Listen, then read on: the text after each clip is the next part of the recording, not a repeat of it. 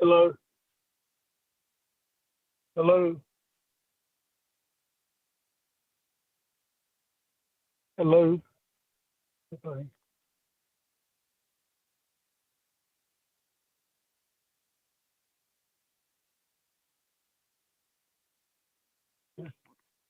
Still on. Hannah, can y'all hear me?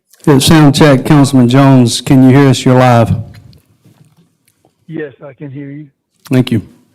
We've got 3 minutes. Okay, thank you.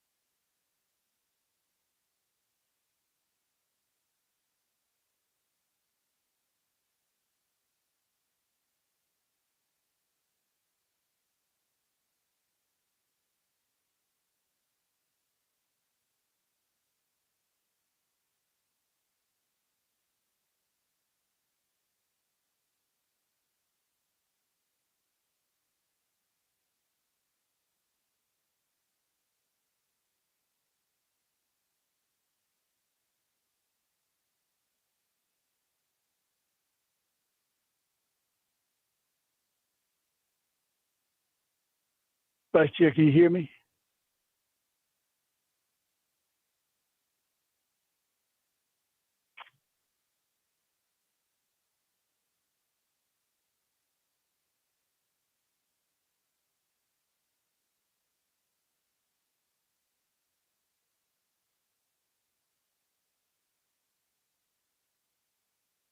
Vice Chair, can you hear me?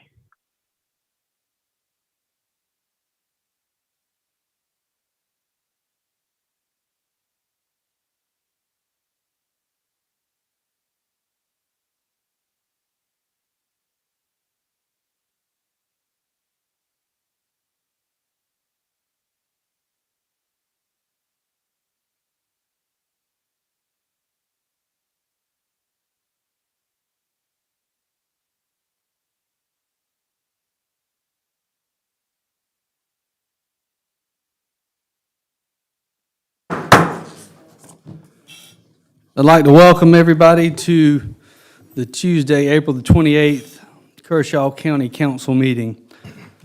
Officially called to order, and I would like to ask Councilman Danny Cato to have our invocation. But before I ask him to do that, I would like to mention that Ben's father has had a stroke today and has been in surgery, and we've had reports that everything is going well, but we're going to pray for the Connells specifically. I'd like to ask Danny to do that now. Thank you. Dear Heavenly Father, we come to you tonight with humble hearts. First of all, dear Heavenly Father, thanking you for all our many blessings. Yes. Lord, you're such a gracious and good and forgiving God. We just thank you for that. But Lord, we come with heavy hearts and minds tonight for the Connell family. Lord, I just pray, dear Heavenly Father, for Ben's father, Joseph, as he's undergoing these medical procedures this evening. Lord, I just pray that you would be with him. I pray that you would be with his family, his wife, his children, his grandchildren. Lord, he is a great father and great grandfather and husband. And Lord, we just lift him up to you tonight. And we just ask that your will be done, whatever that is, Lord, that your will be done. Yes. And that we'll accept it. Dear Heavenly Father, I ask that you be with us tonight as we conduct the business of this county. I ask that you would be with us and help us to make the right decisions, that we'll do it in a way that will be pleasing unto you. Lord Jesus, just be with us in the upcoming days. Lead, guide, and direct us, and forgive us of our sins. For it's in Christ's name we pray. Amen. Amen. Followed by the Pledge of Allegiance. I pledge Allegiance to the flag of the United States of America and to the republic for which it stands, one nation, under God, indivisible, with liberty and justice for all.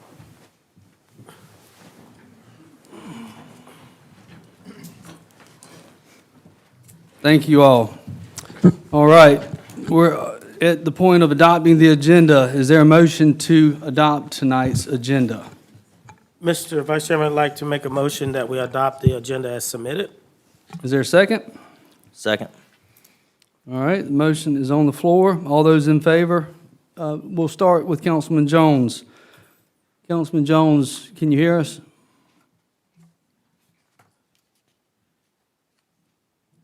Give him a minute. So moved. Okay, all right. So we've got a yes from Councilman Jones. Is that correct? Yes.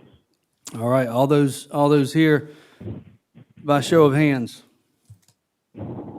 Please show that it's unanimous by all those present and voting and Councilman Jones. We're going to start with a proclamation, Stewardship Week. Derek, would you like to read that proclamation in Ben's absence? Sure, happy to. Whereas the National Association of Conservation Districts is a nonprofit organization that represents America's 3,000 conservation districts and the individuals serving on the governing boards of those conservation districts. And whereas conservation districts are local units of government established by state law to carry out resource management programs at a local level. And whereas the Kershaw Conservation District serves an important role in putting conservation on the ground through contracts which have brought over $500,000 into Kershaw County by cooperating with landowners to manage and protect natural resources on their own land. And whereas the NACD has celebrated Stewardship Week annually since 1955 between the last Sunday in April and the first Sunday in May to remind us of our individual responsibilities to care for natural resources. And whereas NACD's 71st Stewardship Week will be held April 26th through May 3rd and is focused on soils. And whereas fertile soil and clean water is the lifeblood of nutrition and soil conservation is a benefit to everyone. And whereas effective conservation practices ensure soil, water, animals, plants, and air provide a rich standard of living. And whereas Kershaw County wishes to support the work of NACD and the Kershaw Conservation District of South Carolina and Kershaw County. Now therefore, be it proclaimed by the Kershaw County Council that April 26, 2026 to May 3rd, 2026 is designated Stewardship Week to applaud and promote the work of NACD in providing educational learning experiences for students and adults to increase awareness about the importance of natural resource conservation.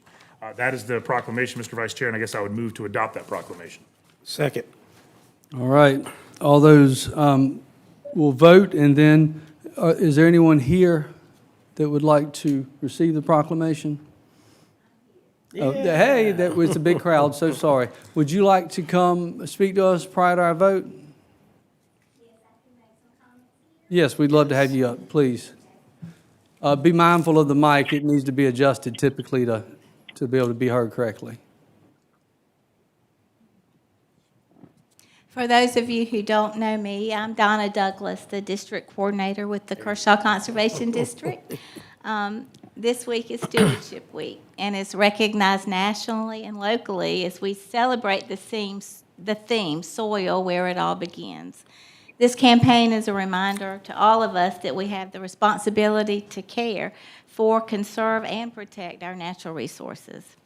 Some of the outreach activities we have planned in the schools and community include grocery bags that have been decorated by art students in the county, specifically Jackson Elementary School students, with this year's logo on it. And these bags will be used by customers throughout the week.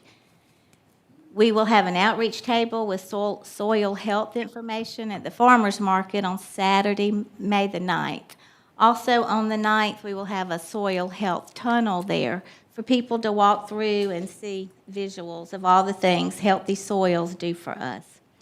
I will be in the classroom tomorrow and through Friday doing presentations on soil health and doing the EnviroScape, which is a demonstration of a watershed with an emphasis on clean water and stormwater runoff. We also sponsored a poster contest throughout the district, and the posters will be judged at our May board meeting.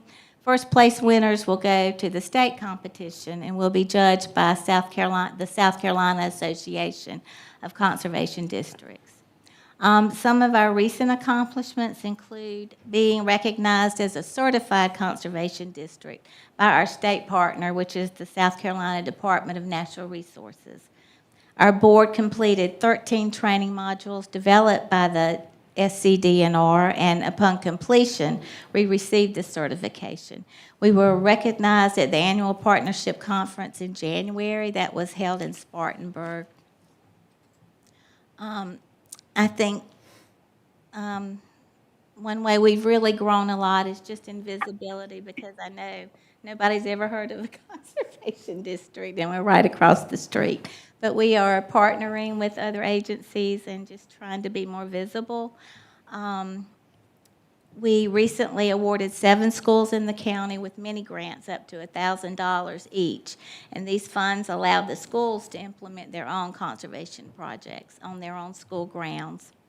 And as I said, we are focusing on being more visible. And I thank you so much for the funding you provide, because without your funding, we don't get our state funding.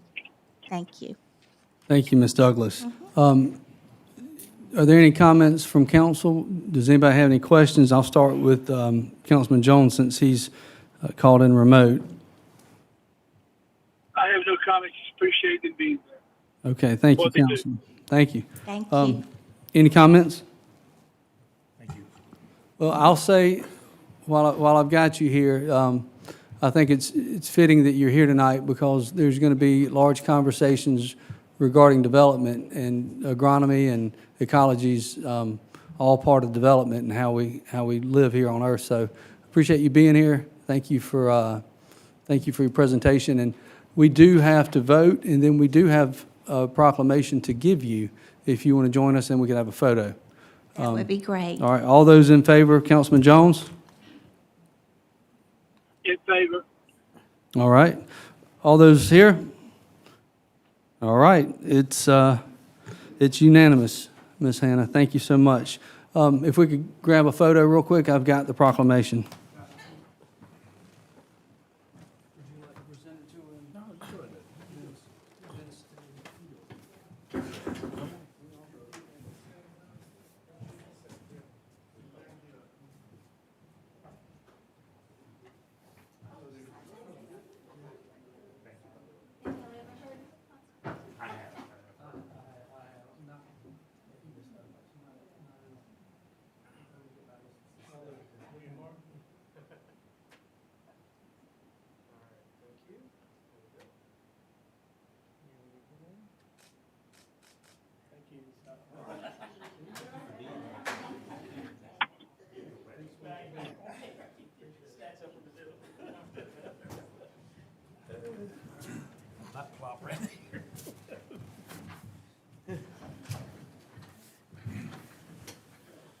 Chair sits nice and high. I need to steal this one. Got me sitting nice and high All right. in the low. Moving through proclamations, next we have public comments. How many do we have signed up, sir? 11 speakers. All right. By my 30 math, that's a minute 43, so call it a minute 45 per speaker. I mean, 2:45, rather. Okay. Apologies. All right, so, Mr. Vice Chair, yes, sir. could you please have the attorney and everybody speaking to their mics? I can hear them. Okay, yeah. Yeah, Councilman Jones asked that you speak into your mic, Mr. DeBose. We want you to be able to hear, for sure. All right, we can have the first speaker come up. We've got, please set the clock at 2 minutes and 45 seconds. First speaker is Linda Knatzer, Growth.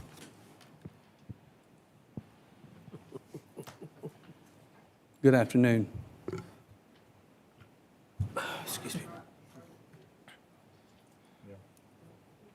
Can you reset the clock, please? Well, sure, we'll get it started on the right There we foot. go. Go ahead. All right, council members. Last year, when Kershaw County was working on the update of our comprehensive plan, I attended several planning committee meetings. During one meeting, the committee was discussing the sketch plan for a subdivision, trying to decide whether or not to approve it for a building permit. After much discussion, the chairman asked the former director of planning and zoning, "How many impact studies have you received on this property?" The answer was none. He was asked how many were sent out. Answer, usually 10 to 12. Then how many are usually returned? Answer, from none to maybe 1 or 2. Is it any wonder that we have a major growth problem? Why are we even thinking about issuing permits when the ZLDR required impact studies have not been received? If the procedure our staff is using to obtain this required information isn't working, why not change it before moving on in the permit process? Let's prioritize the required impact studies on all large developments, making sure that the infrastructure and services in the area can support the proposed development. We put the transportation and traffic study first, school capacity second, followed by other services. These will be done by our Kershaw County staff in-house and paid for upfront by the applicant. Once favorable impact studies are done to the satisfaction of the Planning Committee, only then the permit process moves on to the sketch plan and finally our limit on the number of permits. Before passing the current smart growth plan tonight on the second reading, please consider these changes. The first ordinance listed should deal with the impact studies as required by our current ZLDR. Second ordinance would read permits limited to 350 per year, not 350 permits automatically given out on a first-served, first-come basis. This is your opportunity to prove that you are really serious about our growth problem in Kershaw County. Thank you. If you'd like to provide a copy of that to our administrator, he can have copies for every council member if you'd like. All right. Next speaker is Lee Reed. The topic is Liberty Hill. Mr. Reed?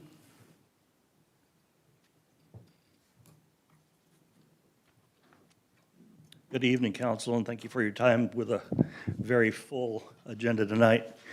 To reintroduce myself, my name is Lee Reed. My wife and I live on Lake Watery in Liberty Hill, and along with all other county residents, we pay taxes to Kershaw County to cover services to be provided to all county residents.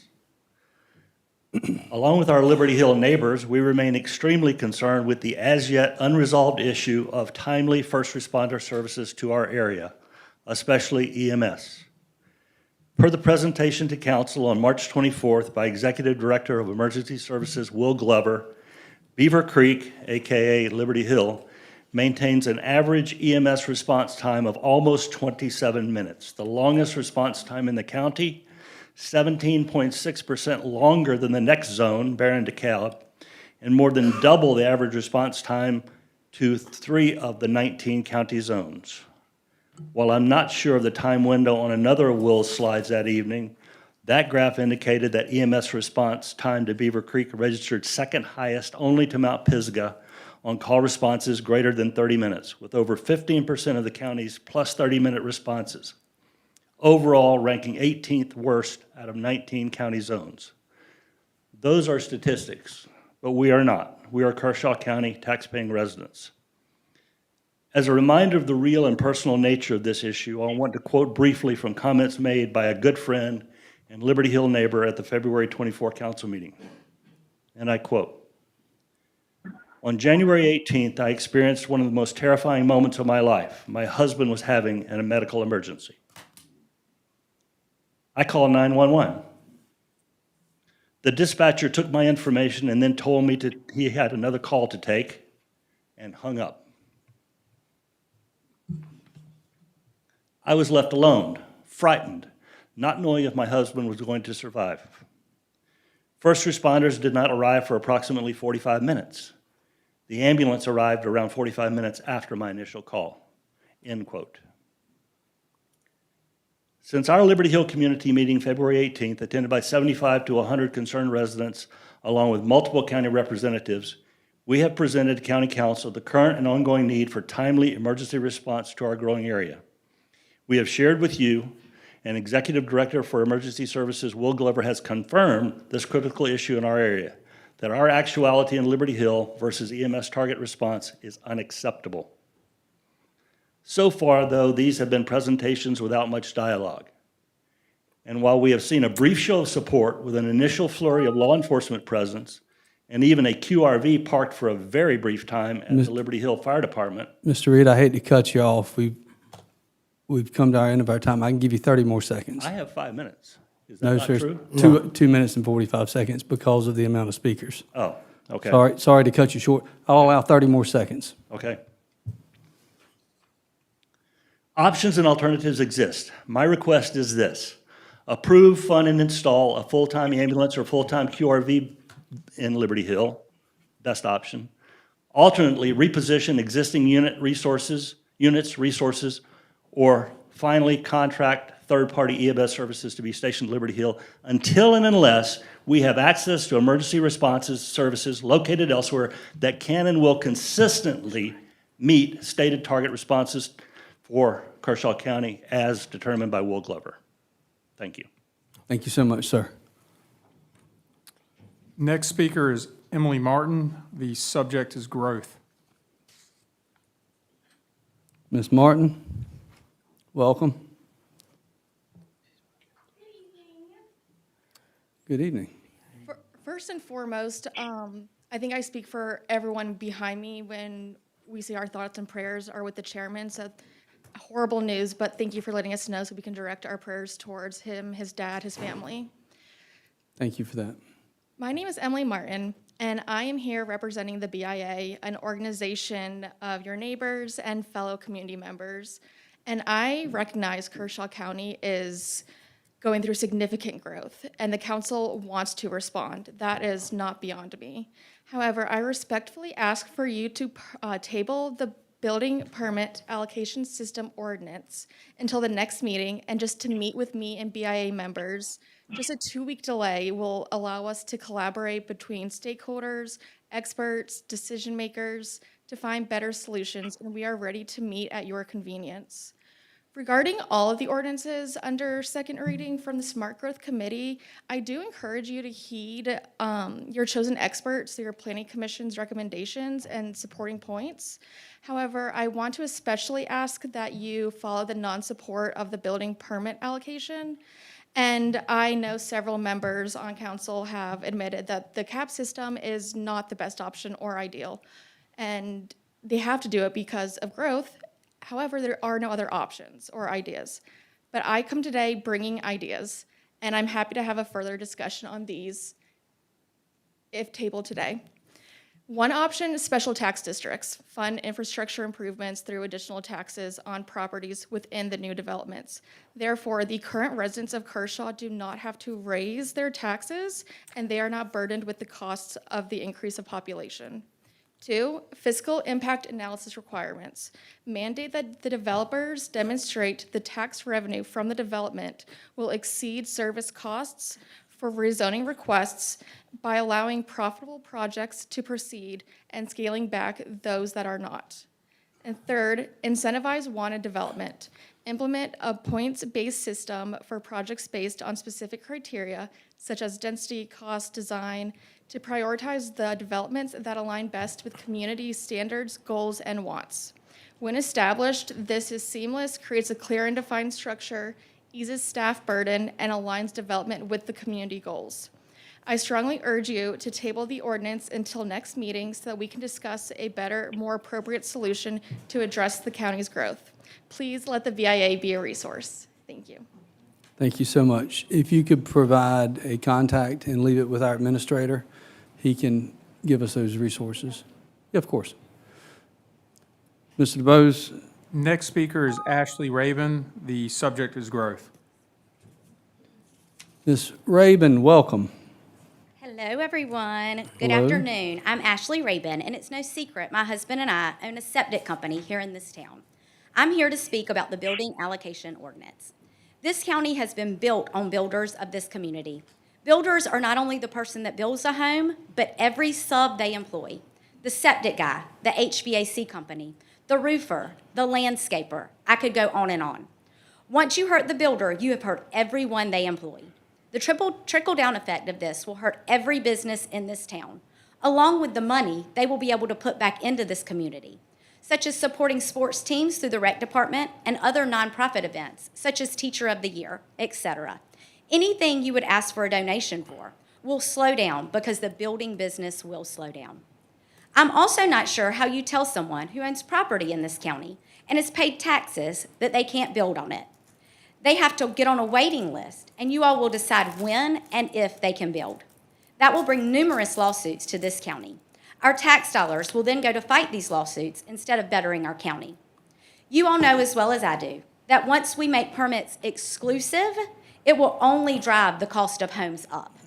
With the prices of grocery and gas, we will drive the long-term residents that have grown up here and wish to live here right out of town, just like Mount Pleasant did. As I sat in the Planning and Zoning meeting 3 weeks ago, and they voted against the building allocation, they understood these concerns.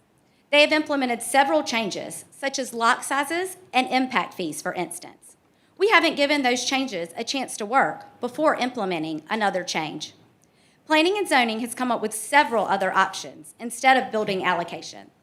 Why are these people appointed by you all if you aren't interested in listening to them? Why waste their time? Why not table this discussion for now until you all go over the new options with the Planning and Zoning Committee, which you all appointed? What I'm asking is that you give this county time to see if the changes that have been made work before we make more. Thank you for your time. Thank you, Ms. Raven. Next speaker is Kelly Bowers. Subject is growth. Ms. Bowers? Good evening. My name is Kelly Bowers. My husband Ryan is a lifelong Kershaw County resident and has been a builder here for 25 years. We employ 4 individuals, and as Ashley said, we also employ, so to speak, 40 plus or so subcontractors in any given year. If our ability to pull permits is taken away, which is essentially what is on the table here, then our ability to work is taken away. And it's not just us. It's not just the Bowers family who's affected. It's all 4 of our employees and all of our subcontractors. While tract home builders and subdivision builders have a lot more leeway in their ability to pull permits quickly, that doesn't necessarily happen for custom home builders like us. Our clients, typically, I would say 90% or more, are going to go through a bank. They have to get a loan to build their home. Well, they have to get approved for that loan. That takes time. So we can't go pull their permit if we don't know that they're approved for their loan. Well, if by the time their loan is approved, there are no more permits to pull, they now have a construction loan that they have 1 year to complete their home, and we have to wait 6 months to get a permit. Who pays the interest on that loan? Those individuals who have gotten a loan now and don't have a house that they can build for at least 6 months, if we can get a permit then, and it just depends. So I'm asking, as someone who has lived in this community for 25 years, loves this community and wants to stay here and wants to continue to build here, that you reconsider the ordinance for the permit allocation and find something that is going to help keep our builders in this community and help contribute to this community. Thank you. Thank you very much, Ms. Bowers. Mr. DeBose? Next speaker is Lynn Conto. Subject is overgrowth. Ms. Conto?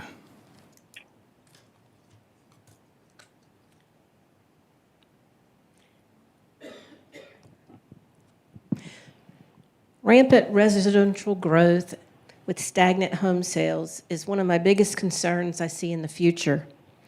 You have some tough decisions in Kershaw County to make, and your decisions will impact all generations to come. If the government doesn't manage growth, who will? Let's be the model for the state and the country. You value quality infrastructure and realistic amount of traffic in our community. Your constituents are counting on you to do what is the best interest of the community as a whole. The urgency is clear. Protect our community's infrastructure. Approve a permit allocation system for at least 1 year to assess infrastructure. Unchecked development is not acceptable. Common sense tells us we need to have a logical plan for growth. South Carolina is the fastest growing states from 2024 to 2025. Even the House and Senate are clamoring and looking at the concurrency bill to curb growth based on infrastructure. We need to pass a local safety net to preserve our community. Developing progressive smart growth strategies is a must. We have experienced a severe drought just recently from March to April, the 5th driest year in 132 years. 100% of Kershaw County was impacted by this drought. There were burn warnings issued multiple times. They even recommended voluntary reduction in water use. As we build more, this becomes even more serious. Future threats of water takings have been suggested upstream at the Catawba Watery River Basin. It will happen. It's a matter of time. Are we prepared? Do we have a plan? We had 473 fire calls in 2025, and in 2026, we've had 47 fires on 7 buildings, 7 vehicles, and 33 minor fires. That's an estimated 1.5 fire calls per day. 1,363 EMS calls. This is a high volume of calls and impacts safety in our community. Growth is coming, but we determine how rapidly and if we're ready. I'm not against development. I just want it to be planned. A permit allocation system is a solution. It's an excellent tool for growth management to control the pace of development. It matches growth with infrastructure capacity. Some counties have formal permit systems to regulate growth. Other counties have biannual allocation methods based on a category specification. A cap on residential growth is definitely needed and would be applauded by the community. County council members would be heroes by the majority who elected them. There are top regional approaches and strategies for smart growth. Enforce growth boundaries, infill development, a county concurrency plan, impact studies completed by the county, not by developers, but paid by impact fees. Phased development, rural and agricultural zones increase 2 to 5 acres to discourage sprawl. Urban growth boundaries. I'm sorry, Ms. Conto. I was so enthralled with your speech that I overlooked the time. It's okay. I'm afraid you're out of time. Okay. I have think a lot I've- more ideas. And I think I've already allowed some overage. Yes, you have. So thank you for. All right, thank you. Next speaker is Martin Brown, I believe, Growth. Say that name again, Mrs. DeBose. I think it's Martin Brown. Marlon. Brown? Okay. Okay, Marlon. Hey, Marlon, welcome. I've been called worse. Right. Good evening, members of council. First, I want to say that I do not envy any of you tonight.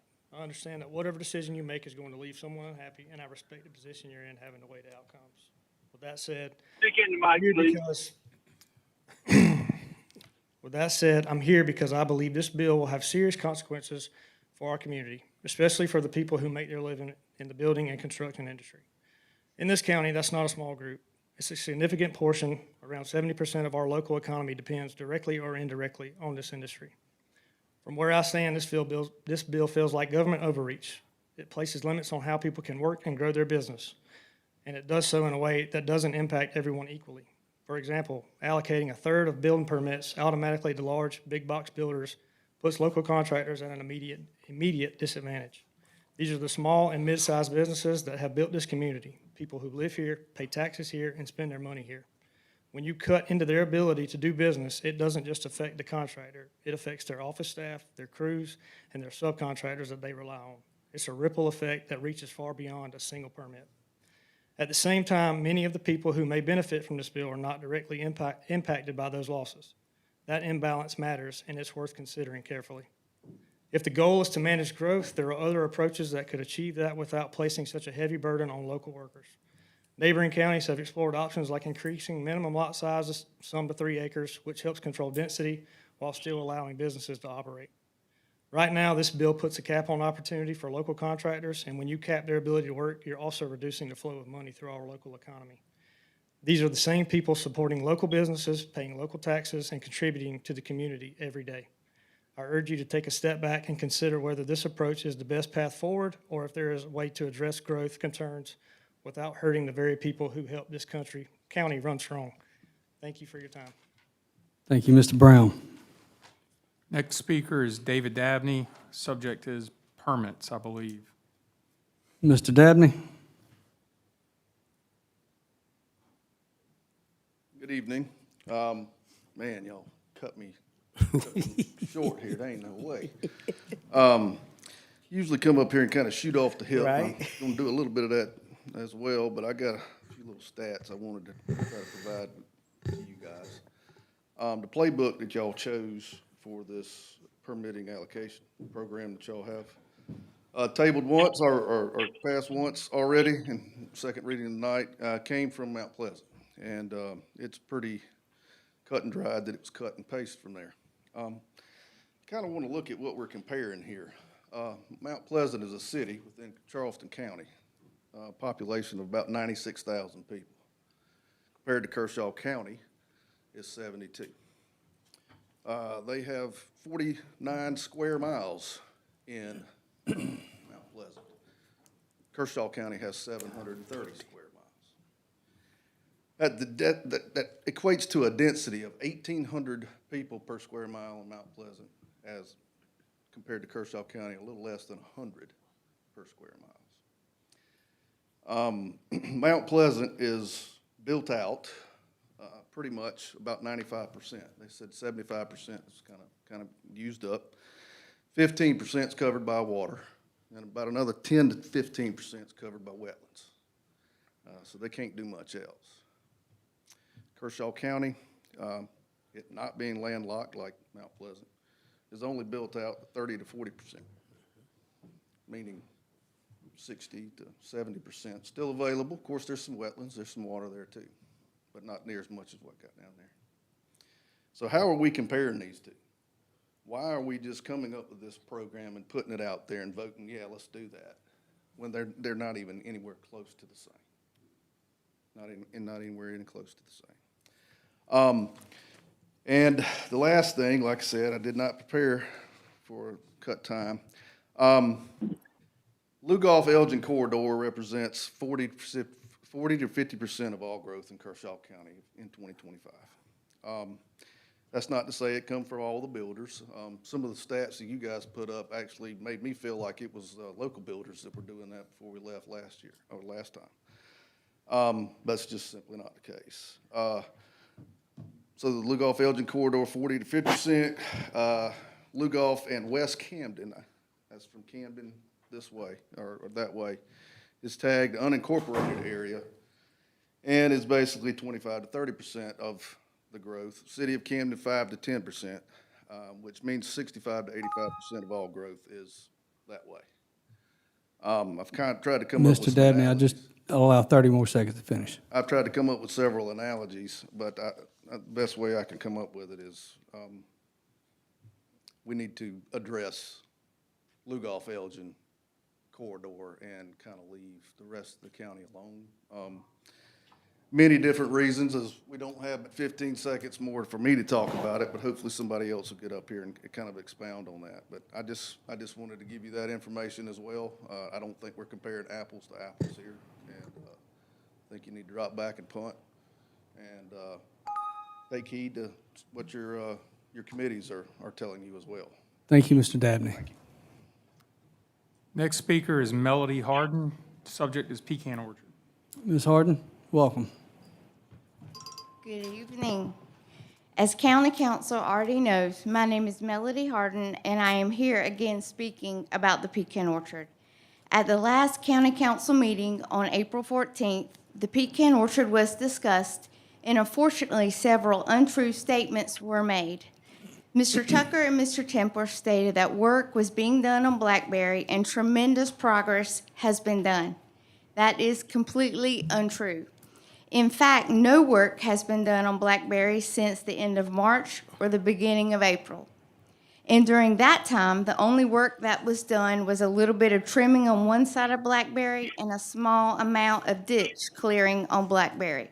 The county simply scraped some debris out of the ditch and deepened the ditch in a few spots.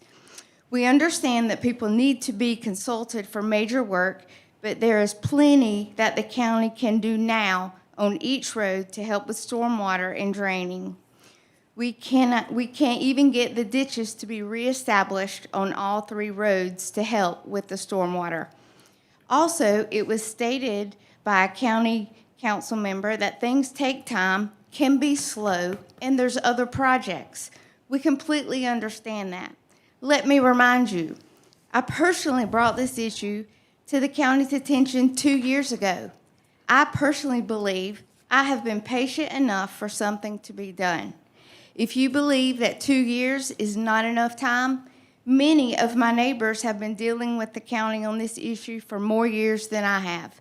And Mr. Templer admits that he has known about the pecan orchard issue for over 10 years. And again, nothing has been done. To the county council member that have this stance of county can be slow and things can take time, let me ask you, do you agree that 10 years is way too long to have ignored an issue that is affecting a neighborhood? Next, it was also stated at the last meeting that the county is responsible for the roads, not private property, and has no control of what happens on private property. I disagree. Do you have control of what is happening on people's private property? You do have control of that. When the county is not maintaining their roads and ditches, continuing to ignore an issue that they have known about for over 10 years, and is not willing to do simple projects to even try to help with stormwater and drainage, it is a county issue. Also, it was stated by a council member that we were Monday night quarterbacks and becoming overnight engineers and going to AI. I promise you, we are not. We Ms. are Harden, neighbors. I'll allow 30 more seconds. Okay. We are neighbors that have a major problem that needs to be addressed and are being let down by our county council. To use his words, we are not beating anyone by the head. We have given the county opportunity and time. We have been told we will be helped. We have been told that emergency funds will be used. We have been told plans will be presented week after week. All we hear is excuse after excuse. It has been 10+ years. It is time to do what you all agreed to do 2 years ago. Thank you, Ms. Harden. Next speaker is Linda Franklin Moore. The subject is Mr. Planning Bradley, and if we're gonna Zoning allow Board. 30 seconds for everybody, just want to start at 3:15? That way No. we don't have to jump in? No, it's okay. I'm going to keep We're almost things- at the end. I'm going to keep things consistent. I've got a system. But thank you. Okay. Yes, I ma'am. just want to make sure you guys got to finish your thought. Good evening. I want to thank council for its hard work and effort on the comprehensive land use plan and a smart growth plan. I support permit application system as a start to promote smart growth. Obviously, this will have to be tweaked over time, and you're not going to have a plan that's set in stone for years to come. It will have to be moving and growing. Remember, we have limited infrastructure tied to economic development. You have homes versus industry, and hopefully we can have a good mix of that, but we do have limited infrastructure, as I have stated in the past. Just call me the sewer preacher. I'm greatly concerned, too, that the Planning and Zoning Commission has the monopoly of real estate agents on the commission. This should never happen. We need a variety of professionals on the Planning and Zoning Commission. I urge council to rectify this as soon as possible. It is a conflict of interest and a monopoly voting block. Thank you. Thank you, Ms. Moore. Next speaker is Stan Beckley. The subject is growth, and that is the final speaker. Mr. Beckley, welcome. Yeah, my name's Stan Beckley. I reside at 506A Delmar in Lugoff. I'll come back to that 506A in a minute. I know some of you, Some of you know me, or you know my children, who are county residents as well. I'm proud to say that I have served over 50 years in the building supply business. It's an honorable profession, and I'm proud to be a part of it. It kind of feels like some of these new resolutions are trying to run us out of business. I know that's not the intent, but I can tell you that that's how a lot of us feel. And you need to know that. I asked the Building Industry Association, which I'm an active member, some of you may know it as the Home Builders Association, I asked them to do a study on Kershaw County and the impact of housing. If you don't have that, we have that available to you. I think members of the Plan Commission have copies of it, but it's pretty interesting information that it kind of states that, I know everybody thinks this is going to be a burden on taxpayers, but actually we pretty much pay our own way as an industry.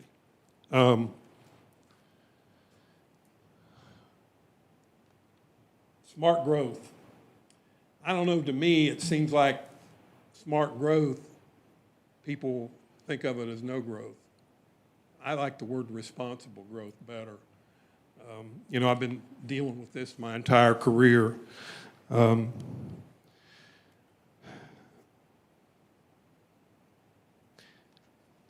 do we know where we're at, and yet we're considering 9 resolutions to slow down growth? I may have the time frame a little bit wrong, but what we went from a 1/3 acre minimum size to a 1/2 acre minimum size to a moratorium within 18 months or so.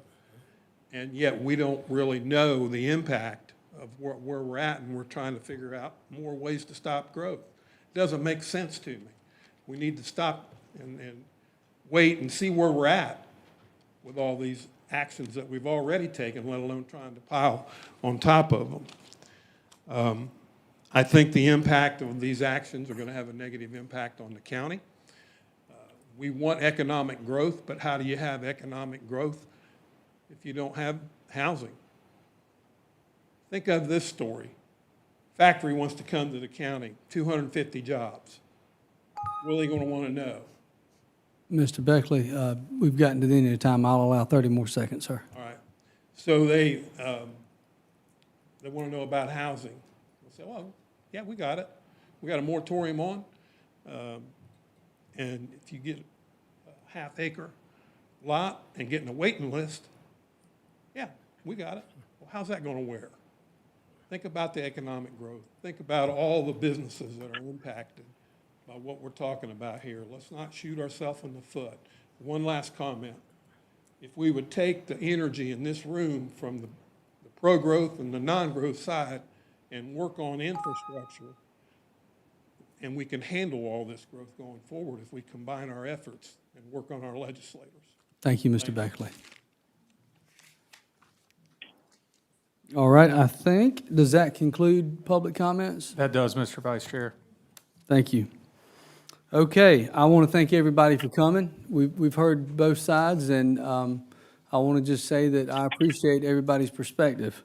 We're moving now into a public hearing.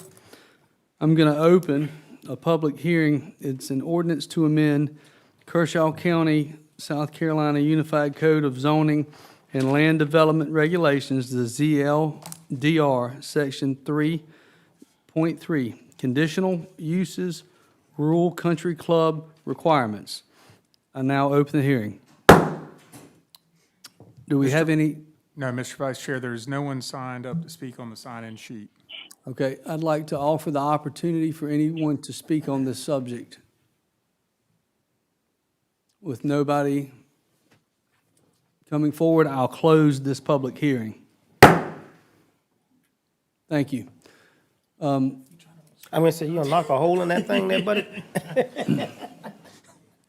I'm used to using a hammer. I see that. Jump over every time.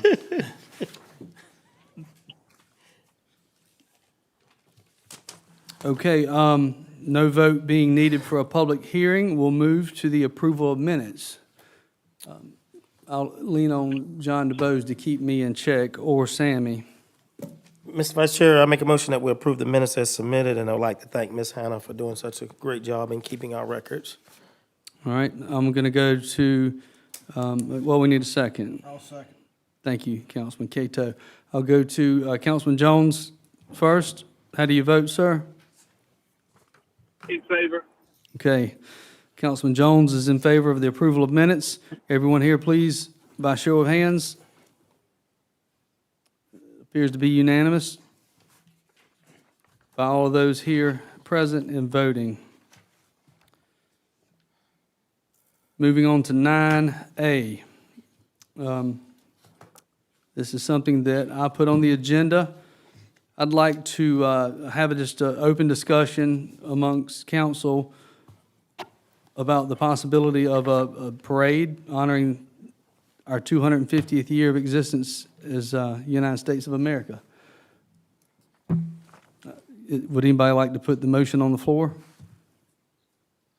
I so move, Vice Chair. Okay, well, Councilman Jones, and second from Councilman Cato. So this is just a very pleasant and general conversation. I'd personally like to see a county-wide parade. I'd like to hear y'all's thoughts on a parade for the 4th of July. Anybody? Brant? Danny?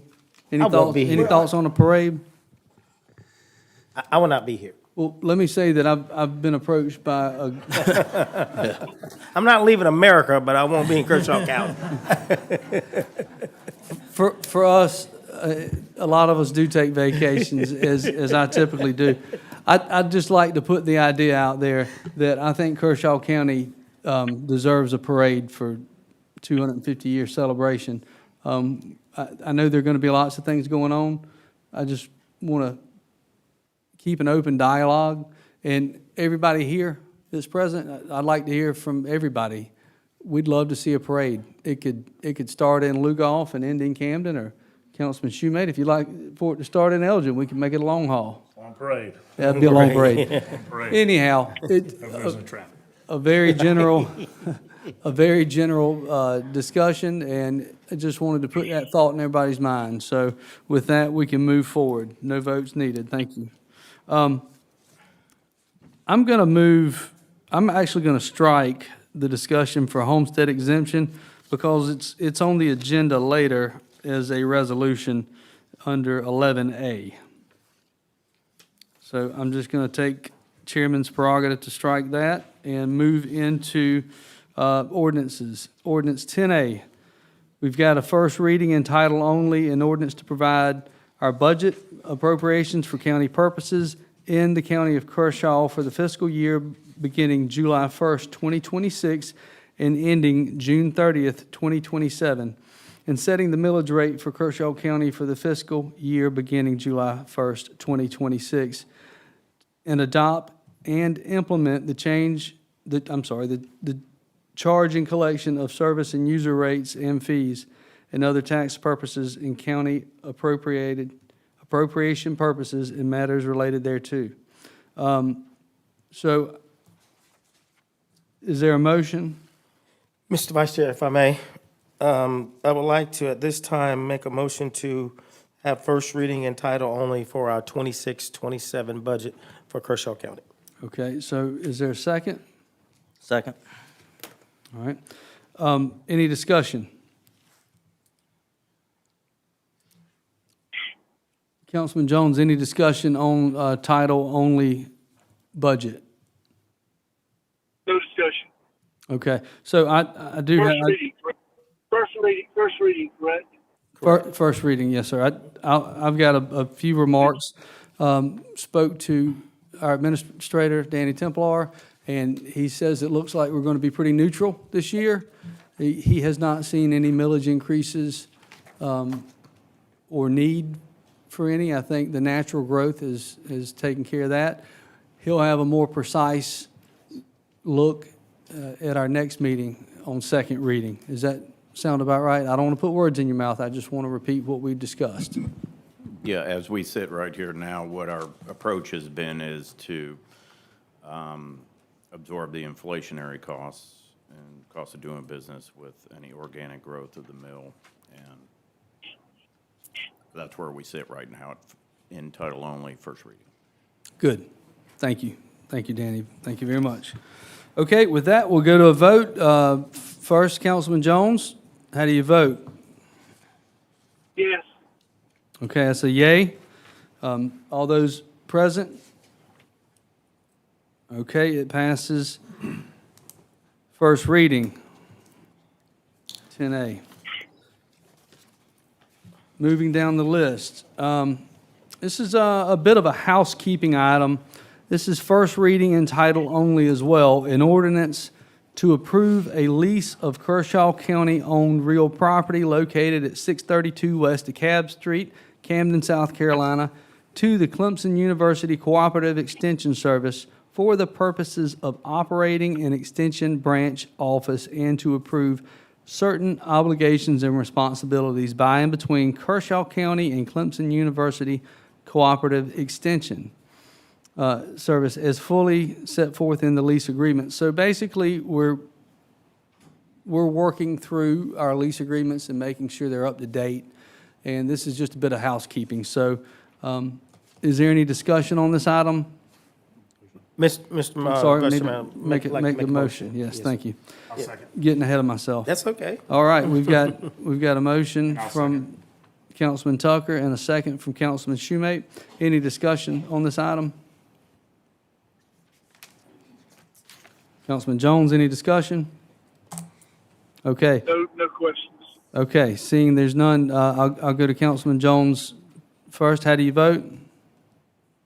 Yes. Okay, that's a yay from Councilman Jones. All those in person, how do we vote? It looks like it is unanimous by those here in person. All right, moving on.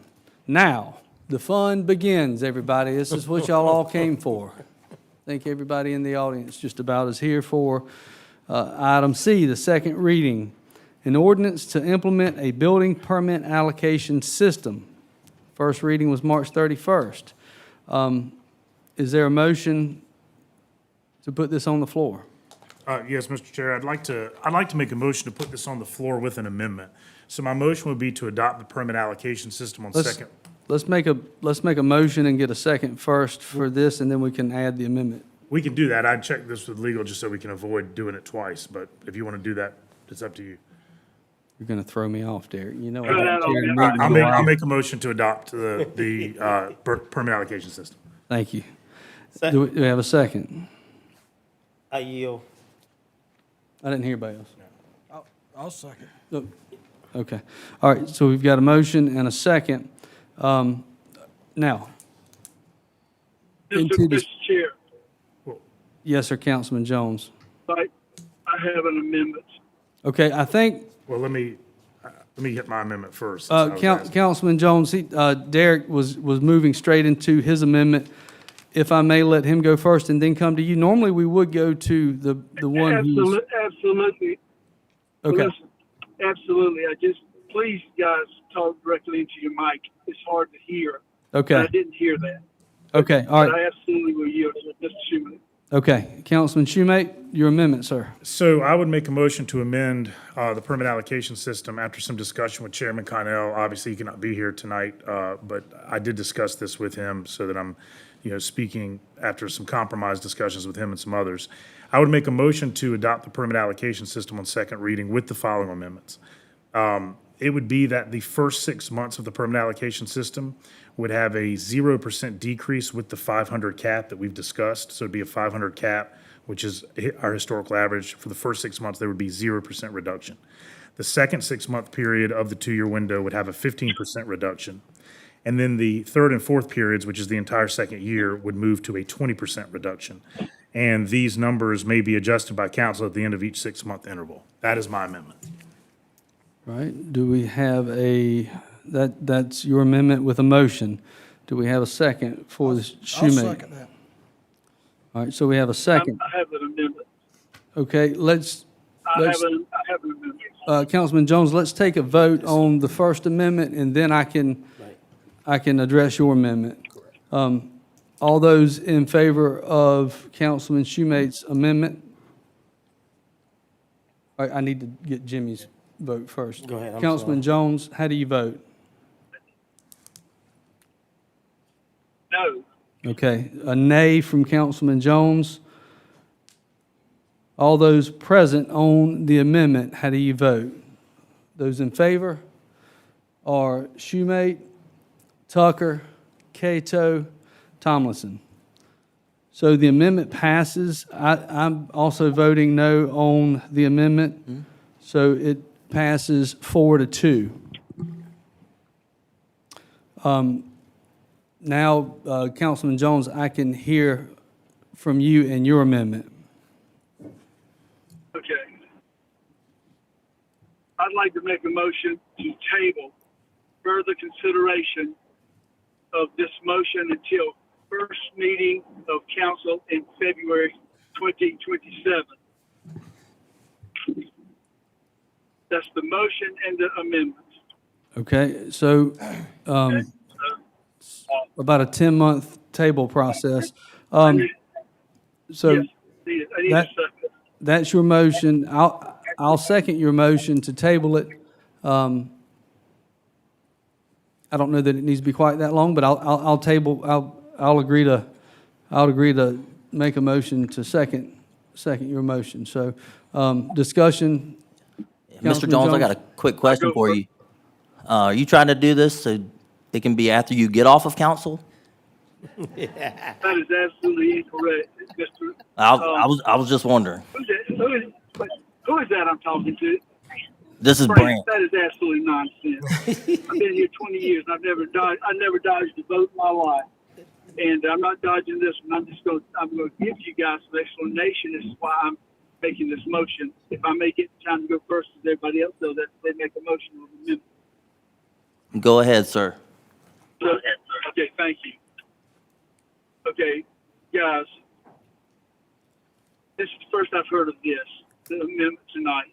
And we have not communicated effectively with the public, obviously, because they're coming in. They're probably hearing all this for the first time tonight.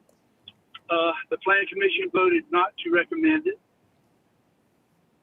We need to refer it back to the Planning Commission for further study and to present a recommendation that manages growth without imposing a hardship on hard-working citizens. Provide time for people to adjust to any possible proposed drastic changes.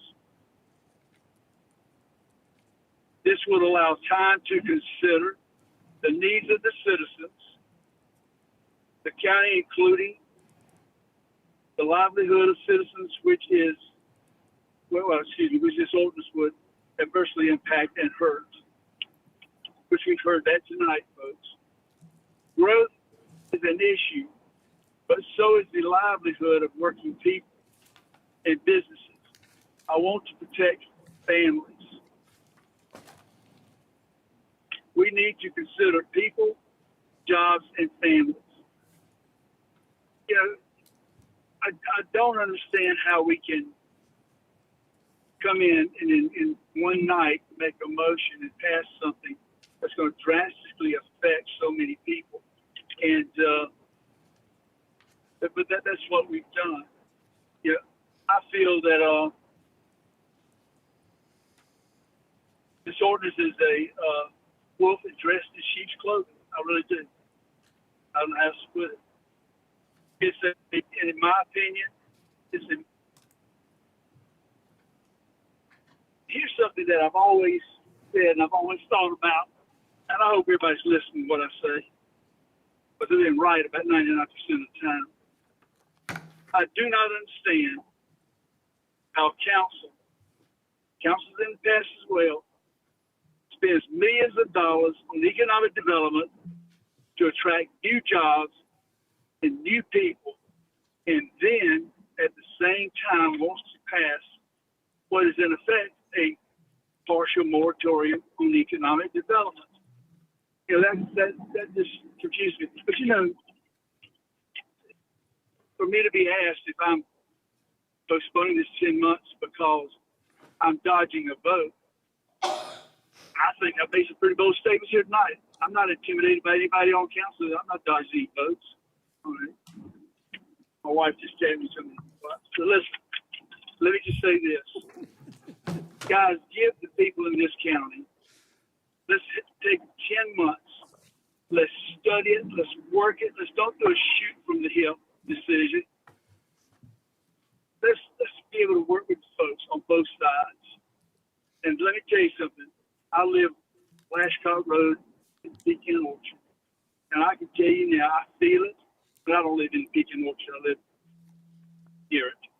But I feel the growth. I see the growth. Every county in this state is feeling the same growth. You know, we got to do something. But I would be more than happy to sit down, have some citizens involved, have the planning commission involved, smart growth committee involved, but also expand out to some of these folks here who it's going to affect their pocketbooks. And you know, they have a right to be upset. Because I'm not going to say it's been, I know the guys on this council, it's happened in the past, backdoor agreements, but I'm not saying that with this group. I truly feel you guys are doing what y'all think is best, but it's not. But this is my reasons for making this. It is not to escape anything. I could care less what anybody thinks of me at this moment. What I care about is the citizens, and I'm not asking for anybody's vote. I don't need anybody's vote. I'm doing now what I've always done for 20 years.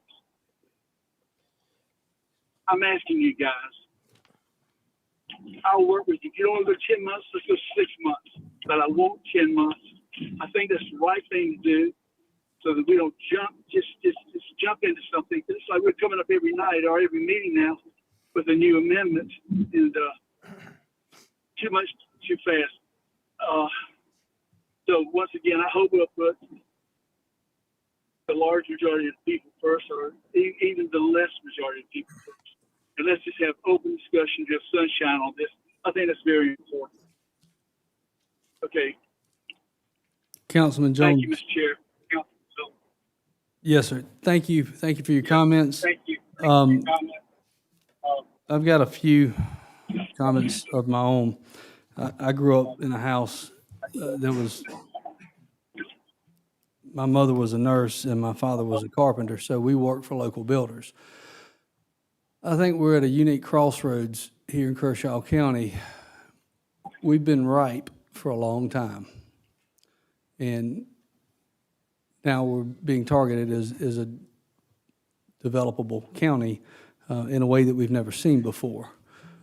In no way, shape, or form will I ever vote to restrict someone's ability to make a living. However, I do like the idea of keeping the integrity of Kershaw County whole. And frankly, I think we've done that. We did that 2 years ago when we rezoned and redefined R6, R10, and R15 as a half acre. Frankly, that was a bit of a bold move, and I was happy to support that, along with Councilman Shoemate and others here. I think it was by and large popular. And I think that's going to help with quality and a way of life that we've enjoyed here in Kershaw County. We like to be able to stretch our arms just a bit, right? When we walk outside, we don't want to bump into our neighbor's house. We certainly don't want to hold hands through windows. And you can drive just across the county line into Richland County, and you can see the difference. It's quite evident. And I think we've really addressed that in itself. The permit allocation system, I agree, has some issues, and we can dive into that in another discussion in a moment. But in accordance with the Jones Amendment, I'd like to say three things. Everybody in this house, in this room, lives in a house unless you're homeless. And I would hope that everyone here lives in a home. So we can't be terribly hypocritical of someone else who wants to live in a house or home. So while hearing both sides of the discussion, frankly, I think we cannot restrict someone from being able to build a house in a period of time. It reminds me of, this may sound a bit extreme, China's one-child rule in the 80s.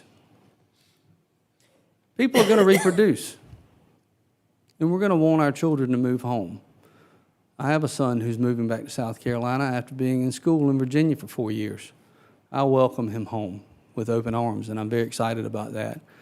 And I hope that he'll choose Kershaw County to live. I hope he's able to find a house, and I hope I'm able to aid in that process. I, too, am in the building industry. Uniquely, probably less than 5% of my product, maybe less than 3% of my product stays in Kershaw County. So I've got a position of really being able to see both sides. But I see my friends and my neighbors, people I do business with in this audience tonight. And it really takes me back just a few years to COVID, when the federal government and the state government said, well, you're going to have to close your business and you can no longer work. But wait, we're going to give you a loan and you may or may not have to pay it back. All the banks got terribly excited. They really wanted to loan that money. Every business in the nation was approached by their banker to make a loan. That didn't help the federal deficit.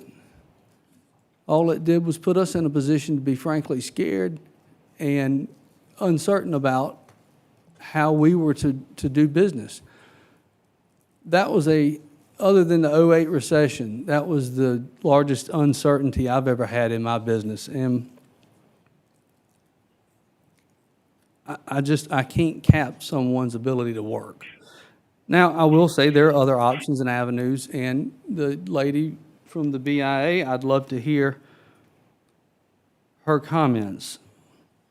I know everybody's frustrated. Hearing both sides, I'm frustrated. My family, I hear my father and my mother talk about the traffic. I think we lack infrastructure, and we lack the ability to receive proper infrastructure at a state level.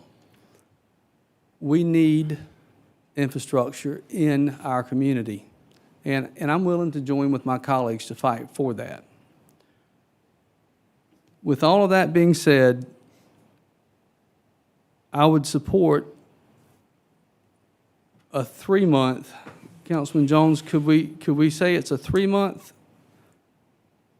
time frame to hear from the BIA and others and build a better plan that involves the community?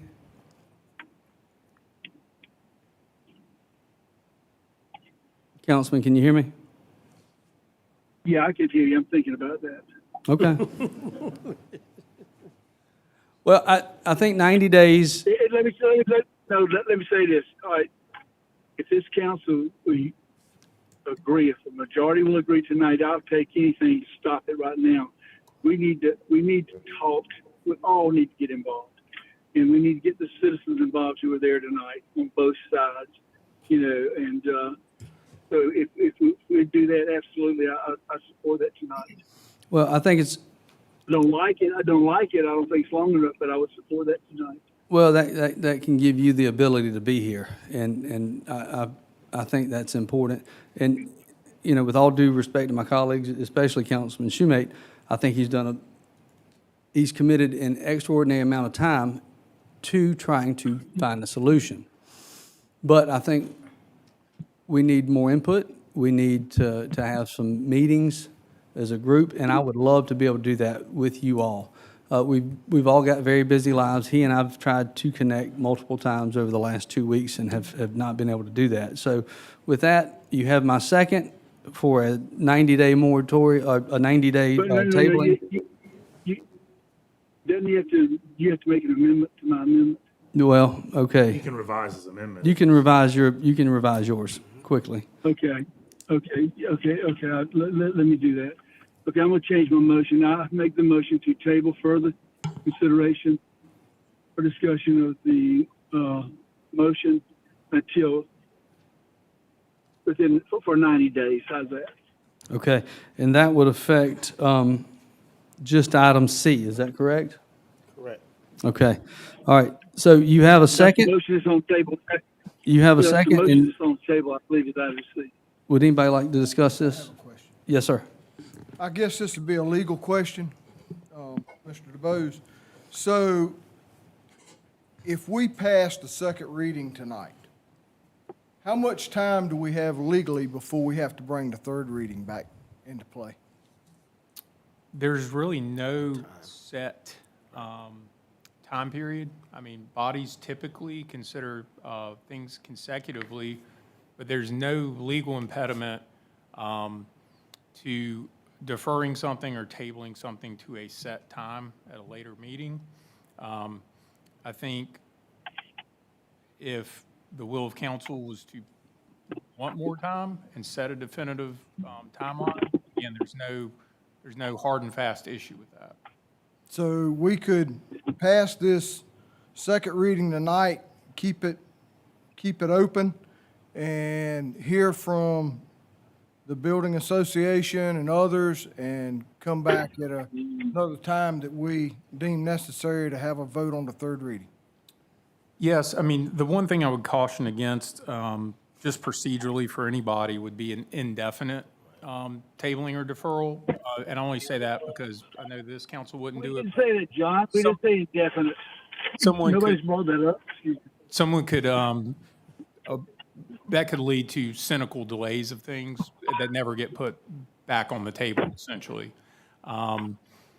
So, again, I think the preference procedurally and just for notice to the public would always be, if there is a desire to delay something for further consideration, to delay it to a set time, which I understand is the motion before y'all, to delay for 90 days. And my understanding of that would be that the first regularly scheduled meeting after 90 days would be when the matter would reappear. It would be July 28th. So I would support passing second reading with the third reading not being prior to July 28th. So, and just to clarify, I believe the motion before council right now is for a deferral for 90 days of this reading, just as articulated by Mr. Jones. If the, Mr. Jones's motion is in fact to allow second reading to proceed, but to defer third reading. No, I didn't say that. I did not say that. I was seeking clarity, that's all. Yeah. You know what, John, you know I didn't. I made a motion to table for any consideration for 90 days, so we said then we come back and we start the process over with our votes. Right, so Councilman Jones, if I may, I think we're trying to find something that we can agree to. I think Councilman Cato seems to be amenable to that. I don't know if I'd want it to go July, but Well, question that's not, well, it'd be 90 days. yeah, my question was if we could put it off, say, at least a couple of meetings, something of that nature, till we could at least hear from them, from the building association. Well, I'm gonna stick with my 90 days. Yeah, and I've gone from 10 months to 90 days. Yeah, Councilman Jones, to be clear, I definitely understand that your motion John, I'm very confused. is I'm for very 90 days. confused with that that scenario you gave us. I mean, Okay, I think so, my motion is very clear on what I said. all right, I'm I gonna, said here, and can I finish? yeah, go ahead, Councilman.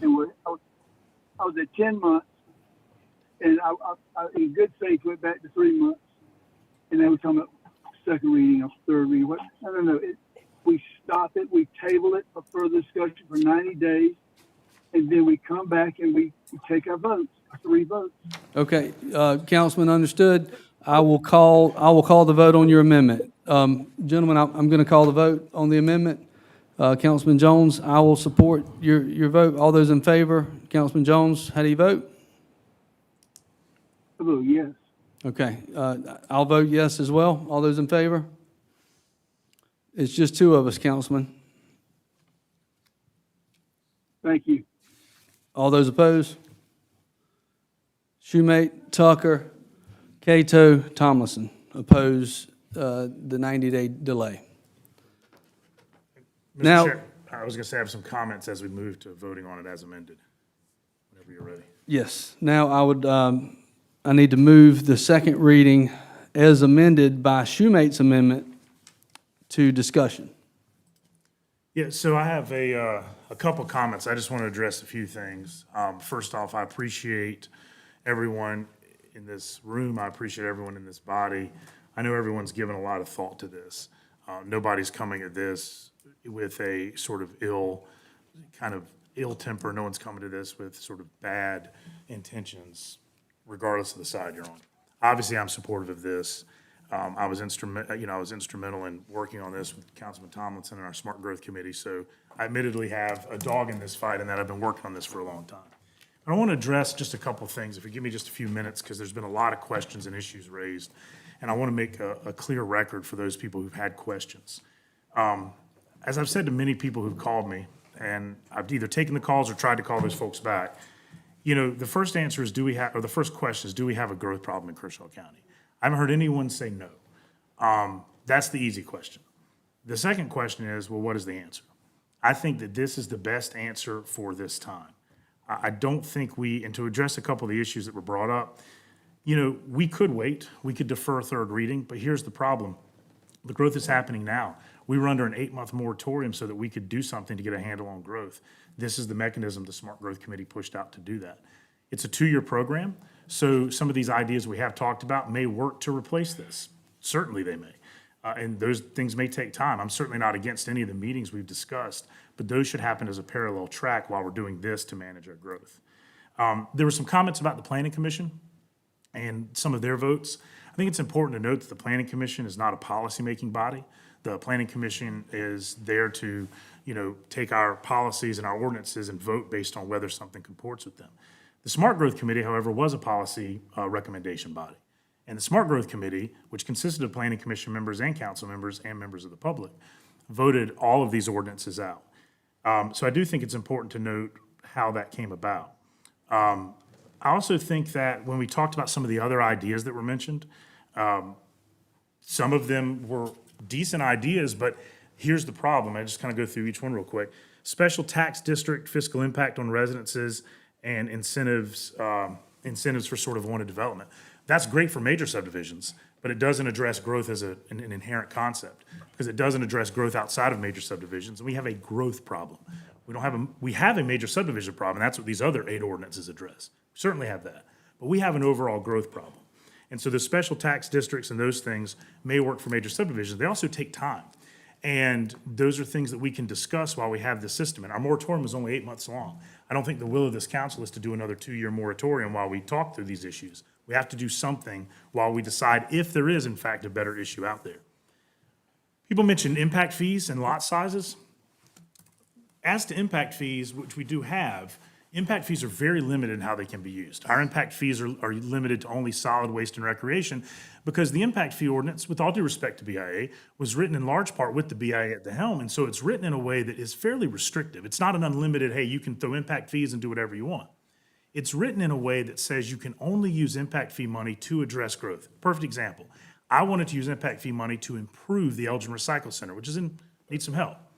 We couldn't do that. We could use the impact fee money to make it larger, because it is literally directly addressing growth. Can't use it to improve what's there. So we can use an impact fee to buy a new ambulance, but we can't staff the ambulance. We can't use an impact fee to improve a station. We can enlarge it. Impact fees go directly to address growth. So it doesn't really impact the sort of lag that we're seeing.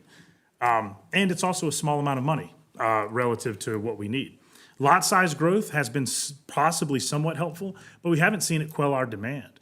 We saw our demand really not peter off at all. I mean, we are still averaging 500 homes building permits a year, even with the lot size increase. I think you're driving the demand different places, which is a good thing, but you're still not addressing that core growth issue.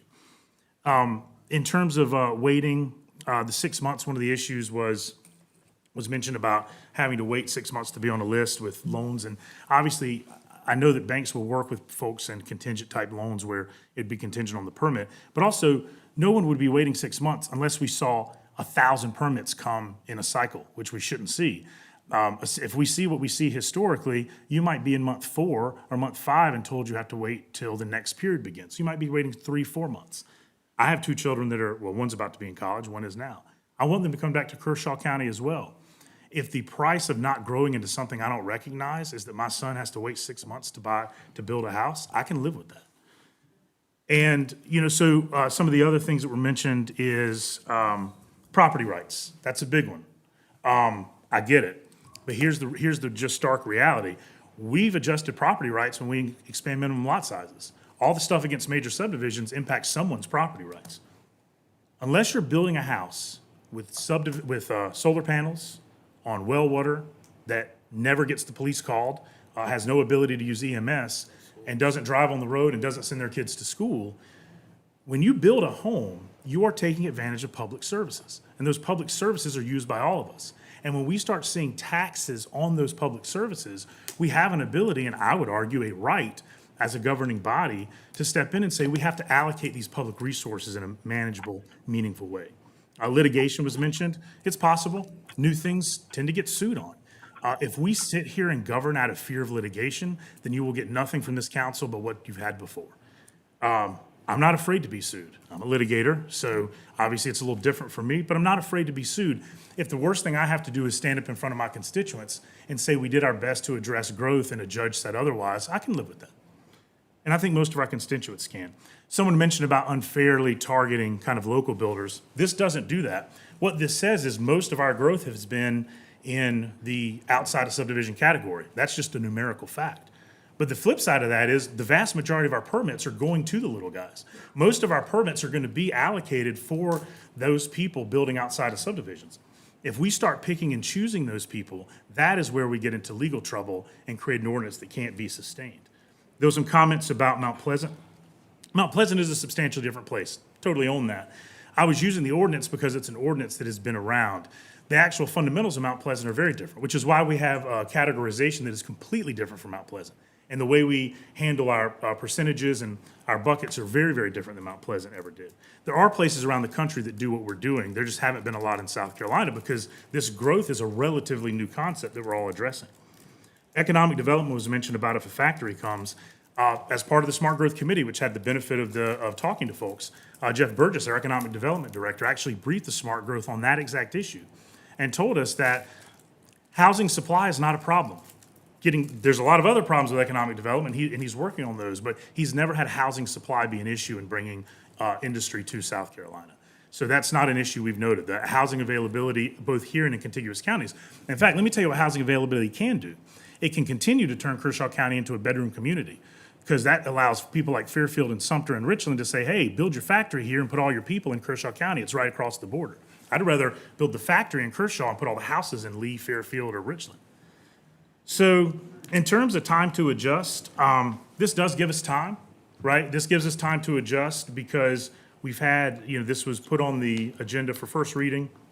The Smart Growth Committee had it for several months. There's been a news story about it. Our third reading won't be for another 2 weeks. So there is time to adjust. And it is a 2-year program. Unless this council affirmatively extends it at the end of that 2 years, it is a 2-year program. So this is a chance for us to do something while we look at some of these other options, which may be very valid. Every county does see growth, but not every county sees it like us. We may be we're the 7th fastest growing county in the state of South Carolina, the fastest growing state in the country. We are the fastest growing inland county. If you are not on the coast or bordering a state, you are sitting in the fastest growing county in South Carolina. Our problems are unique.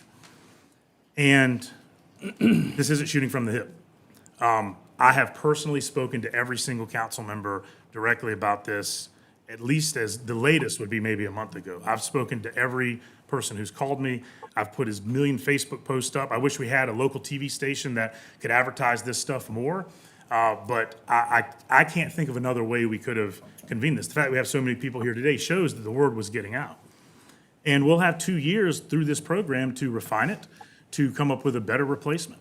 I have no problem with a better replacement. What I do have a problem with is just hitting a pause button or taking a wait-and-see approach. So for those reasons and many others, I already talked too long, but for those reasons and many others. Agreed. Indeed. I'm supportive of this. I do want to say the last thing to my friends and neighbors who are out here. I get it. And, you know, when you elect somebody to do this job, sometimes you have to give hard answers. Councilman, I'd like to address one thing that, Mr. Chair. Okay, can I go next, Mr. Chair? yes, sir, I've got one major point I'd like to make, but go ahead. All right, well, you know, Kershaw County is not the same. If you go to to Bethune, you go to Antioch, you go to Elgin, you go to Tupidoo. It's not the same everywhere. And I love this whole county. I have always said that I am not a councilor of District 4. I'm a councilman for Kershaw County. And I think all of you up there feel that way. I really do. But guys, what we did tonight will affect areas that there is no housing explosion. We know the problems are in West Wateree. We know that with Elgin and Blue Golf. But what we've done is taken a vast, huge area that doesn't have this problem, and we put them under the same ruling with this. I just once you don't fit all sizes, then I just think that we should have done a little bit more discussing, conversation, and taking things like that into consideration. And I realize some may say, well, there's a legal issue. No, we set the laws. We're not afraid of getting sued. I think we made that clear. I've been sued 5 times when I was in the county before I got on county council. But anyway, Mr. Chair, thank you so much for yielding to me. I know you had something to say, but thank you so much for doing that. And members of the council, thank you for listening to me. Thank you. Of course. Thank you, Councilman Jones. I do have a legal question. As I read the ordinance, I'm going to read it, and I'm going to ask John DeBose to clarify something for me. This ordinance is a second reading, an ordinance to amend the Kershaw County Unified Code of Zoning and Land Development Regulations by revising Section 5.2, Land Development Submittal Requirements and Approval Processes. What, this is, I'm sorry, I've pulled this out of the wrong ordinance. Yes, I'm gonna say. But the concern is this. I see in this ordinance, which we'll be getting to, which is directly tied to this, that planned development districts are exempt. Is that correct? As drafted, there is a provision that it is not an automatic exemption, but that county council could consider exempting or accepting, to be fair, it's stated as an exception, development projects submitted in conjunction with development agreements. The section of the ordinance sets forth the rationale for it, but basically, in enacting the Local Government Development Agreement Act, the General Assembly made findings that legal mechanism where developers can negotiate with local governments was a good idea to offset development impacts. Okay, so before we get too far down that road, I just want to stop and pause, and I want to make this point of clarification. I jumped ahead to tie this in. We're going to potentially allow major developers to not have to abide by the same rules that we're applying to the general public? Is that what I'm hearing? I can answer that from a policy perspective, because that's. I'd like to hear his answer first. Right. Well, To be fair, I do think it's ultimately a policy question, but the Development Agreement Act, again, was explicitly passed so that developers and local governments could discuss and negotiate for developers to offset their expected impacts on public services, and that they can provide property donations, rooftop fees, any number of mechanisms to offset expected impacts. Development agreements provide for a schedule of buildings, so there's predictability of when lots appear.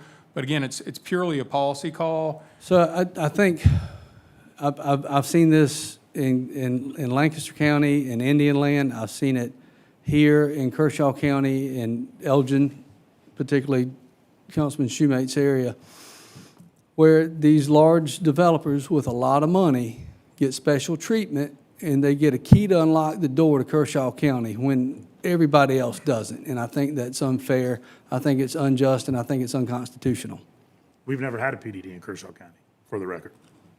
This would allow it. Well, it already is allowed. Yeah, well, as we're furthering restrict people who've grown up here. That's the point I'm trying to make. If we could exclude that as when we get to it, but all that ties together. All that ties to what we're voting on tonight.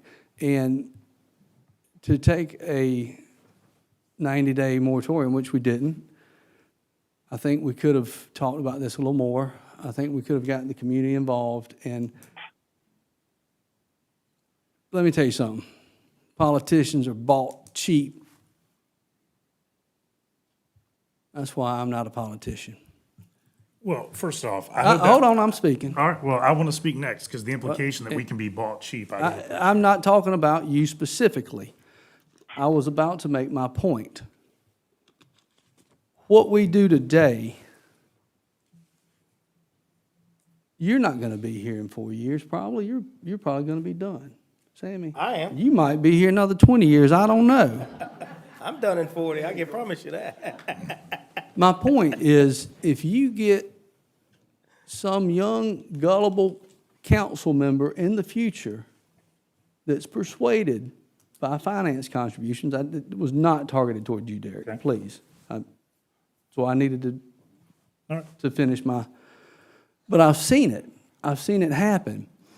And while our intentions may be good tonight, we're setting policy for the next 20, 30, 40 years. And I just want to be real cautious when we do this. This is unique, and I get that. Everybody wants a solution to the traffic. That's infrastructure. Nobody wants to see 150,000 people in Kershaw County in 10 years. We've made some changes. Everybody would like to see quality development and fair housing. Those are those are congressional laws. Those are federal laws, fair housing. So as we move forward through this vote, I want everybody to be very careful to think about how it would affect your family if this was your industry, okay? And the thought of the future councils, not us. I'm not implementing anybody here at all. A ton of respect for everybody here. But it can happen, okay? So with that being said, that's all I'm going to say. And I'm going to call the vote because the discussion has gone too long. I'm sorry, you did want to say something else. No, I'm good. I'm good to call the vote. Okay. I think Mr. Thomason had something. Councilman? Yeah, I think Mr. Shoemake hit a lot of my talking points I was going to do, and I see where you were going with your comments, Mr. Brazel, and those are noted. And over the past couple of weeks, I've received quite a few phone calls, especially from a lot of the local guys. And your concerns are heard. They are. Sitting up here, I look at Kershaw County for the character that it is, the reason we all live here, the reason you have the jobs that you do and raise your family here and build homes, which is one reason we put in the 60% of those allocations out of 500 permits annually over the past 5 years. The 60% mark goes to single family, non-subdivision. That's your majority of it. When you look at Kershaw County all the way from the hills, the sand hills, the Watery River, I don't want Camden and our side of the river to be Lugoff and Elgin. I want to keep its rural character. I love the horse community. I love our farms. We got a small farm in Antioch. However, I do want to keep this a place that my kids can come back to and have the same opportunity to go out on a four-wheeler and ride. I don't want to be Lexington County. I have no want to have Indian land here. I remember when I was in college, riding through Indian Land, it had one stoplight. Now it takes you an hour and a half to get from one side to the other in rush hour traffic. In a place that's, what, 8 square miles? That's crazy. That's not Kershaw County. We're not trying to hurt little guys at all. That's not my intent, and I can probably speak for every single council member up here. It's not their intent. We want y'all to thrive. This 2-year sunset clause with the amendments, and I know there are some people locally that have some money on the line right now, pretty much build ready. And I do think that 0% cap for the first 6 months is fair. And we're going to be looking at this every 6 months and readjusting. Is this the right answer? I don't know. But I'm willing to give it a shot. Because while I'm sitting up here, I will never allow Kershaw County to be Lexington County. You know, when DuPont came here in the 40s, there was 33,000 people here. They employed 5,000. Think about that percentage. You know, I know the BIA sent stuff out, and a lot of people spoke tonight about a house equals a job. DuPont came here without employees here. I mean, heck, that's a huge percent of the population. We live in a metropolitan area. The reason people are moving here is because there's nowhere else to move.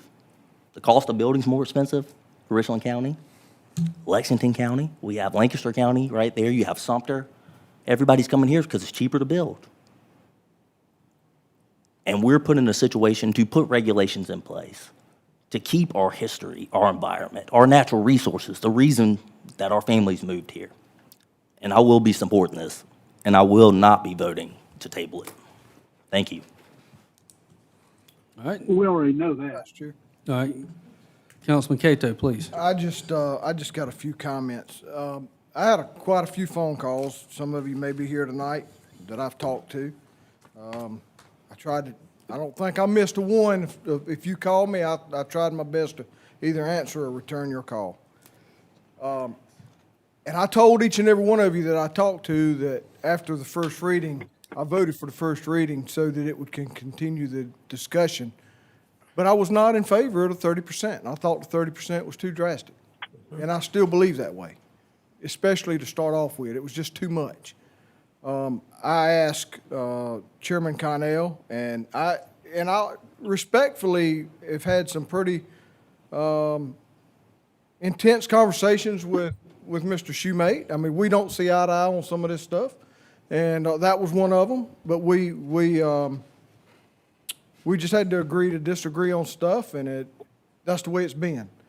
But I want to thank them for looking into this and us putting our heads together a little bit. And I think that this 0% for the first 6 months and a gradual increase if we see necessary, I feel that that's a fair way to do things. I would never have supported 30% off the bat in the third reading. It would not have happened. But I feel that this at least gives people time to adjust, and I don't think it's that big a hit. I don't even think 15% is that big a hit. But it's starting somewhere, and with the growth in this county, and just like Mr. Tomlinson stated, I mean, I agree with everything he said. I mean, we've got to do something. And so I wanted to explain my position on this, and this is nothing against I've got family members that make their living off this kind of stuff also. I understand. I do understand. As you can tell tonight, there's no win for nobody up here on this board. Nobody. Everybody's split on it. So that's all I have to say. Thank you, Councilman. Mr. Vice Chair, Yes, sir. Councilman Tucker. I think I've sat very quietly. You have. Yes, I have. I've been impressed. First and foremost, I want to say thank you to all of you, builders, contractors, developers, real estate agents, and all that who have reached out to me. I received your concerns and had conversation with you. The ones that didn't have conversation with me is because we played phone tag, but I've returned every call that has been, that I have received. With that being said, there's other issues out there that I'm concerned about, that I do want to put on the table so you know that we will be thinking about them between now and third reading. I know people are very tricky. All it takes you is a $75 and a no-good lawyer. You can file suit on anything you want, right, Mr. Schubay? It's $150, but the no good part's right. All right, inflation, I'll give you that. I'm saying that because I know there's tricks of the trades of the game where big boxers come in and, you know, they LLC up and start going into your parts of the allotment there that's there. We're going to be in conversation with our county attorney and others, and also anybody else that I can get their opinion on, along with my colleagues in administration, to see what type of defense we can put in there without creating a lawsuit as legal as possible. I would say too, Councilman Cato spoke on it, zeroing out the allotment for the next 6 months, give you some surety to get started on your projects that some of y'all, as what I call, got shovel ready. You're actually moving dirt and got curbs and gutters is the word I'm looking for. Continue to work. I mean, you shouldn't have to worry about that in your investment. There's nothing up here that would hurt me more, is for us to make a decision that will destroy local builders. I've never taken a vote up here in 20-something years I've sat here to hurt any of the citizens of Kershaw County and their business, and it's not going to start now. But I also know this room wouldn't be filled if this did not have a little bit of substance, and where we're going to have to rethink how we do things and replan. I use this example all the time. Since we've gone into this new cell phone ordinance, they passed a law last year. We started enforcing it this year. There was a grace period there. So let's all sit down, conversate, figure out what we need to do to continue to be successful, and share that back with your representatives or myself, so we can make sure that we're not leaving a donut hole. That's the part that I'm afraid of, a donut hole that will be able to hurt you. So for those reasons, I'm going to support tonight, but I will continue to work on this ordinance and fine tune it. And let me say this to all of you. We, County Council, has the power to recall, adjust, or change any ordinance that's in our venue or a right. So when 6 months come up and there's something that's gone awry and we see that we've made a bad decision from zero, we can make that adjustment and so on and so on. There's nothing that prevents us from recalling something or adjusting or whatever we need to do. So I don't want you to think that this is sunset and life is over, because it's not. It's not gloom and doom. Thank you, Mr. Vice Chair. Thank you, Councilman Tucker. Mr. Vice Chair. Yes, Can sir. I say something, please? One more comment, and I'm going to call the vote. This is my comment. I want to thank everybody on council for not personally taking a jab at anybody except for one person jabbing me tonight. Thank you so much. Because I haven't jabbed anybody on council tonight. I appreciate that. You've been a gentleman. Thank you, sir. I'll get you when you get back home. Okay, listen, we got a lot to go, guys. We got a lot to go. These people are here. Waiting on you. The contrary. I'm going to make one more suggestion prior to calling this vote. I would like to make an amendment that all subdivisions that have been started in Kershaw County be exempt and grandfathered in as prior to this, because there are people who invested millions of dollars into infrastructure that won't be able to build their homes, and they may even lose their builders completely, because if they're only allowed to pull 8 to 10 permits per year, they won't put a foreman on site to oversee the house building. So there's people that could lose entire subdivisions that have already been started. So I make an amendment to grandfather in existing projects. That's my motion. I second that. Okay, we've got a second. It's on the floor. I have no further discussion. It's pretty cut and dry. Gentlemen, how do you vote? Jimmy, you first. Well, I'm in I favor. think it'd be interesting. I'd like to see the numbers. I'd like to see the, you know, kind of like you did with the nurses and stuff. I'd kind of like to see the numbers of how many existing projects and how many permits, and I mean, what, you know, how long these permits, some of the permits have been out, the existing permits. I mean, I don't think that it's right for somebody to hold on to a permit for 5 or 6 years. I can address some of that if you'd like. Go ahead. Yep. So, let me just pull up, so right now we have, so I will just say at the front end, I'm opposed to the grandfathering provision because we've got it built in already.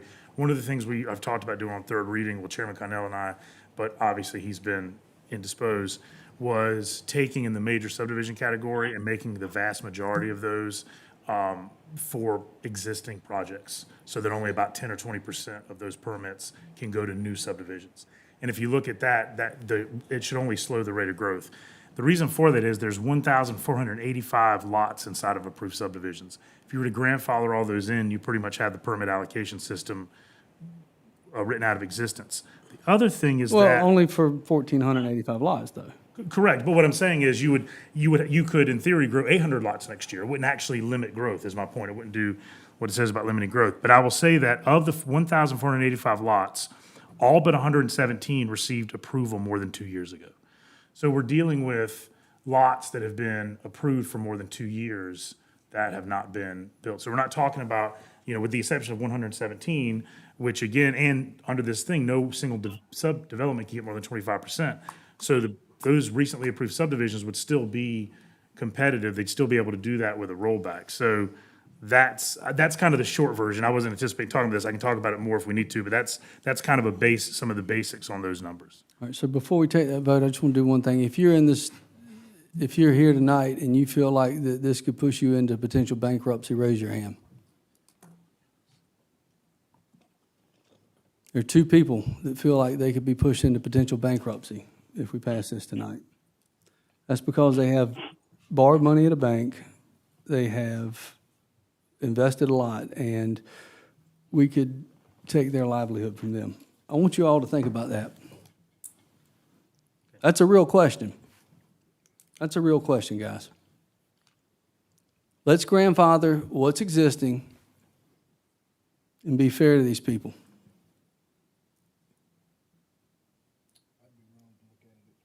Can I say something, Mr. Chair, Vice Chair? Yes, sir. This is second reading, and if council would support this, they would have more time to look over it, come back on third reading. Jimmy, are you suggesting? So I support second reading.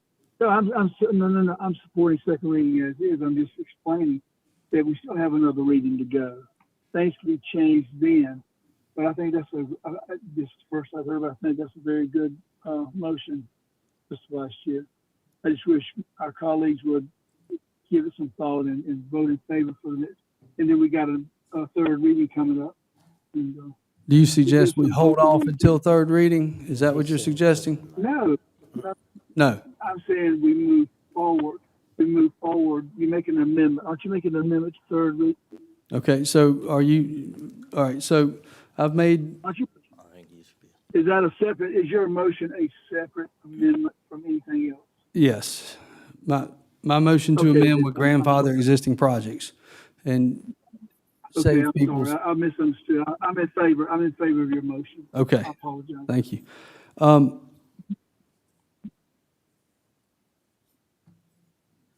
Guys, I want y'all to consider this because these people planned these projects before these laws were implemented. If we can do that, then I think it's a win. I think it's a happy median. I really need you to consider this amendment. So with that, I'll call the vote. Councilman Jones, how do you vote on my amendment? In favor. Okay. All those present and voting in favor, raise your hand. That's some strong no's.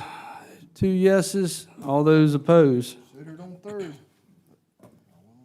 All right, well, I'll have to lean on someone else to make that motion on third, and maybe we can have some positive conversations between now and then. All right.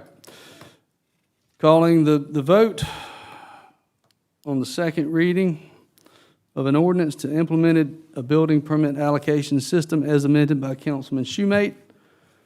All those in favor? Jimmy? I'm not in favor. Nay from Councilman Jones. Nay from Councilman Brazel. All those in favor? Councilman Shoemate, Councilman Tucker, Councilman Cato, Councilman Tomlinson. All in favor, it passes 4-2. All right, we will have to see how that plays out, y'all. We've got one more reading. Maybe we can have some conversations between now and then. I must move on to the second reading of an ordinance to amend the Kershaw County, South Carolina Unified Code of Zoning and Land Development Can Regulations. you give it just a second, Mr. Vice Chair? Let the room quiet down, please. What's the matter, Mr. Tucker? I didn't hear you. We're taking a break. Folks are leaving. I'll tell you what we're going to do. I'm going to put us into recess for 5 minutes to allow everyone a break. This has been, we're 2 hours in.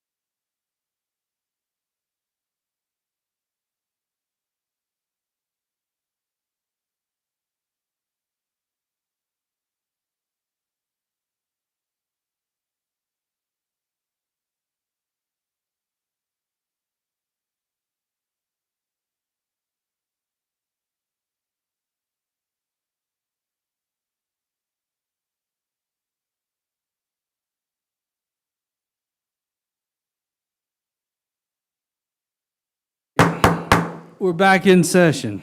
All right. All right, just finishing C.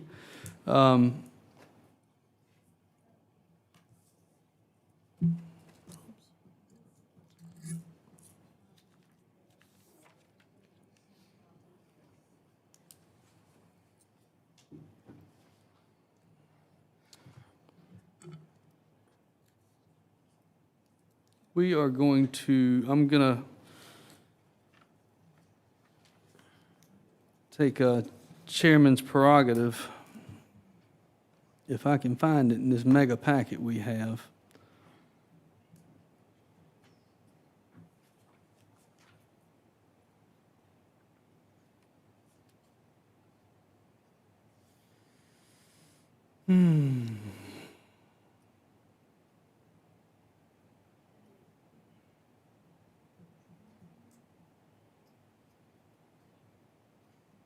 Lord have mercy.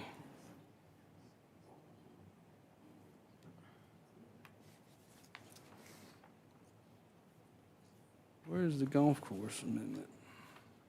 We okay, Mr. Vice Chair? Well, I'm trying to find the one I was going to jump to.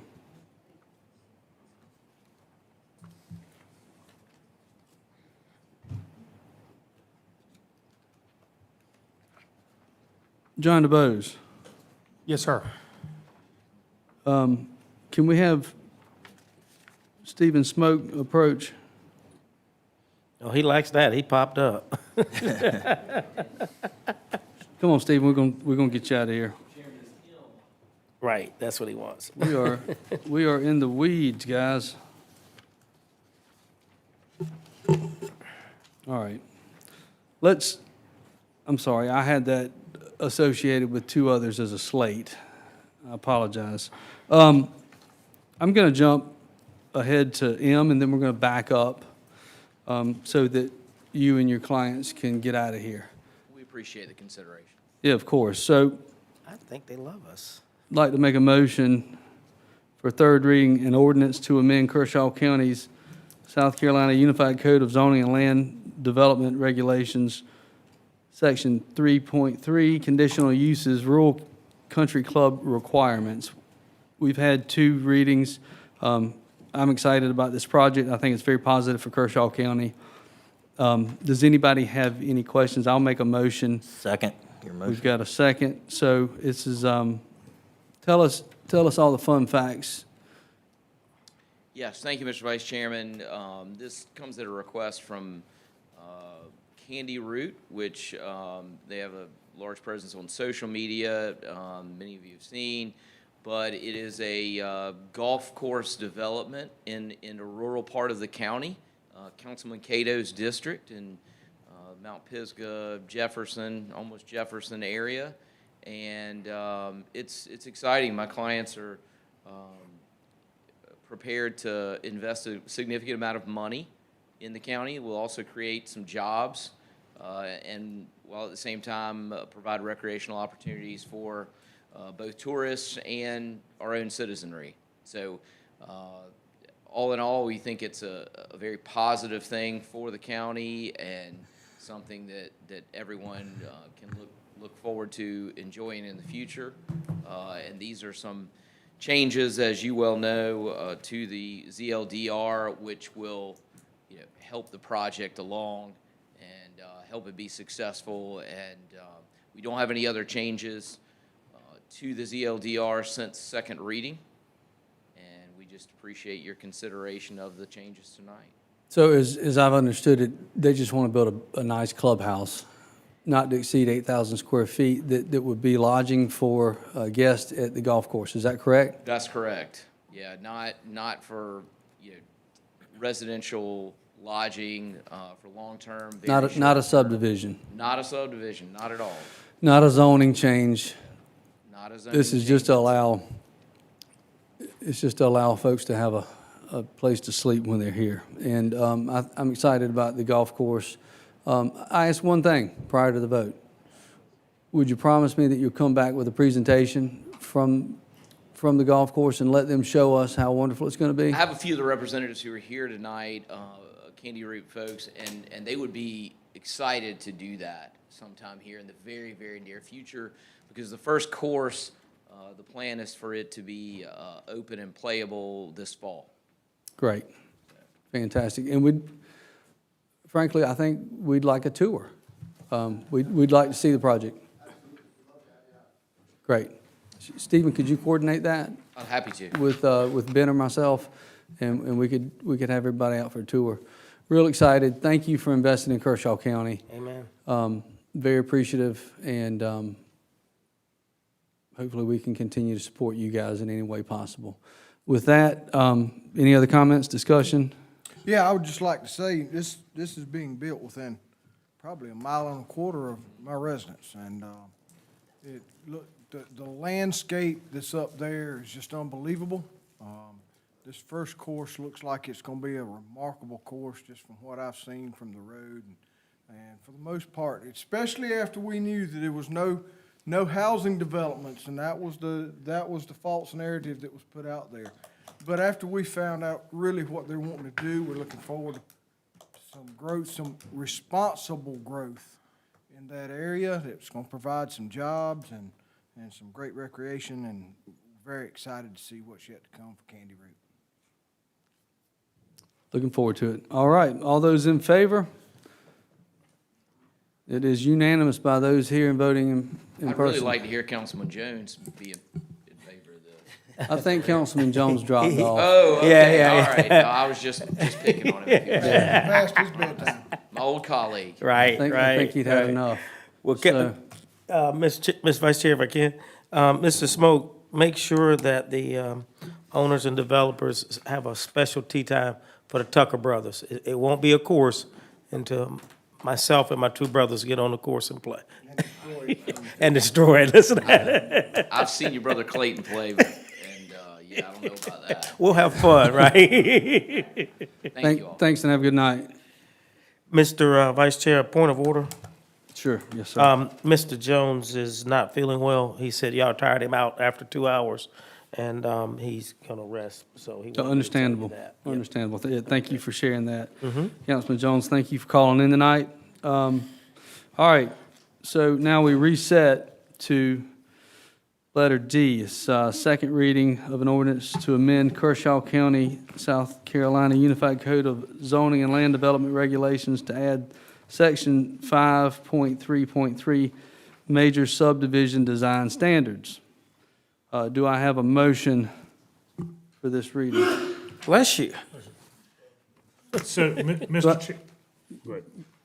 I was going to say, Mr. Chair, I do have a motion that would consolidate some of these, but I'll defer to you if you want to take them one by one. But Well, I've actually got, I've studied this some, and I've got an amendment I would like to propose Okay. that I think would be more than helpful to further enhance some of what you've worked on. Okay, so for D, okay, then I would make a motion to adopt D on second reading. Okay, perfect. Second.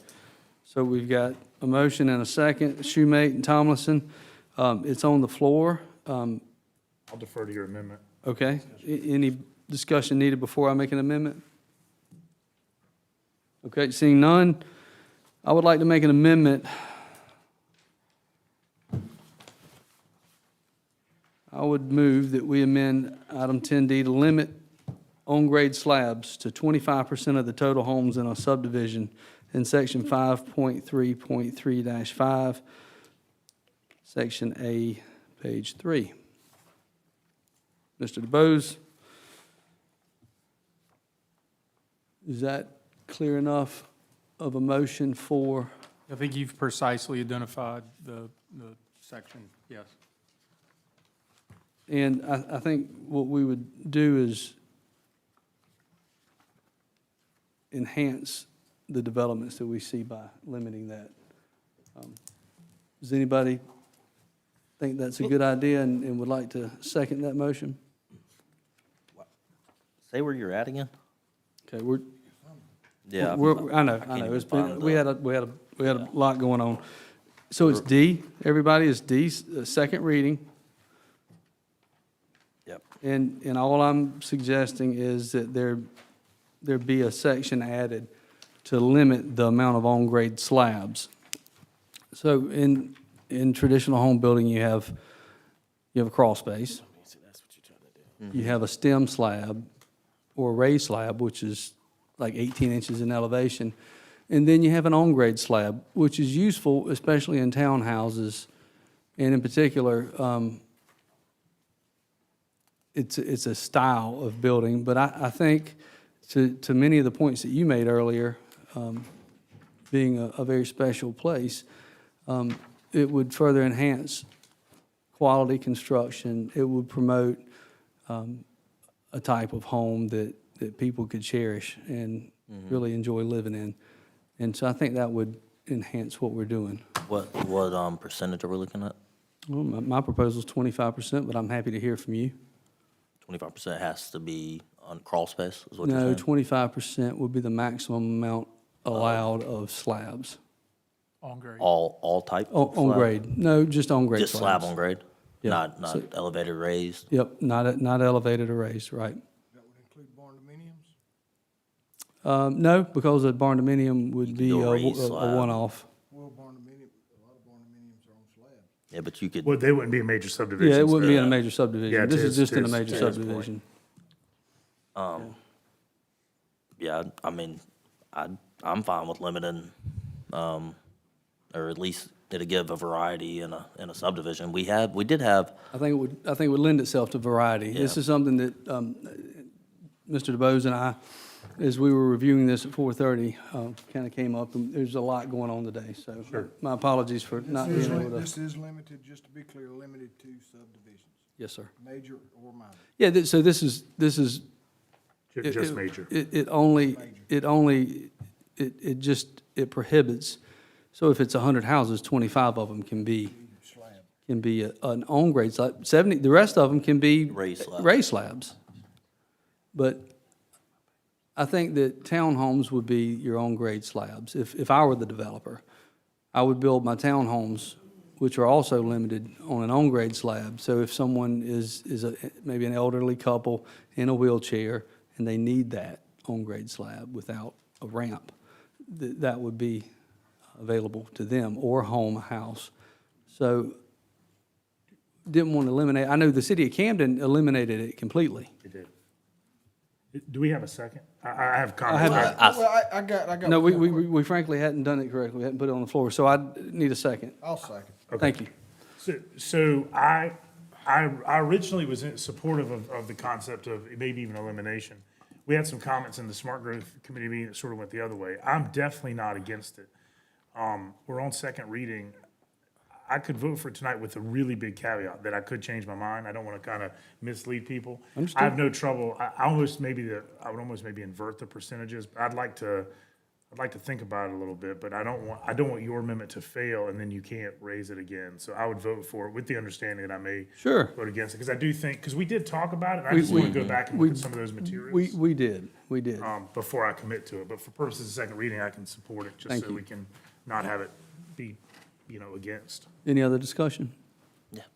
All right, all those in favor? All right, those voting in person and, those voting, it's unanimous. You have that, The Mr. amendment- DeBose? The amendment passes, and now we need to vote on the ordinance as amended. So, to reiterate, we're going to vote on the second reading, letter D with amendment. All those in favor of the ordinance as amended? I'm sorry. Can you see? Are you raising your hand? Yes. Oh, I just. It's unanimous. Thank you. What y'all confused about? Thank you, gentlemen. I know that was, needed some discussion. Moving on, we are at E, second reading, an ordinance to amend Kershaw County, South Carolina Unified Code of Zoning and Land Regulations, ZLDR, Section 3.5.4, buffering, screening, open space, and landscaping regulations. Is there a motion to put it on the floor? So, Mr. Chair, I'll go back to what I said before. I guess what I'd ask is if on E through K, if there are no amendments proposed, I would move them as a packet. If there is, I would ask that we can go to the ones that council members may have amendments on.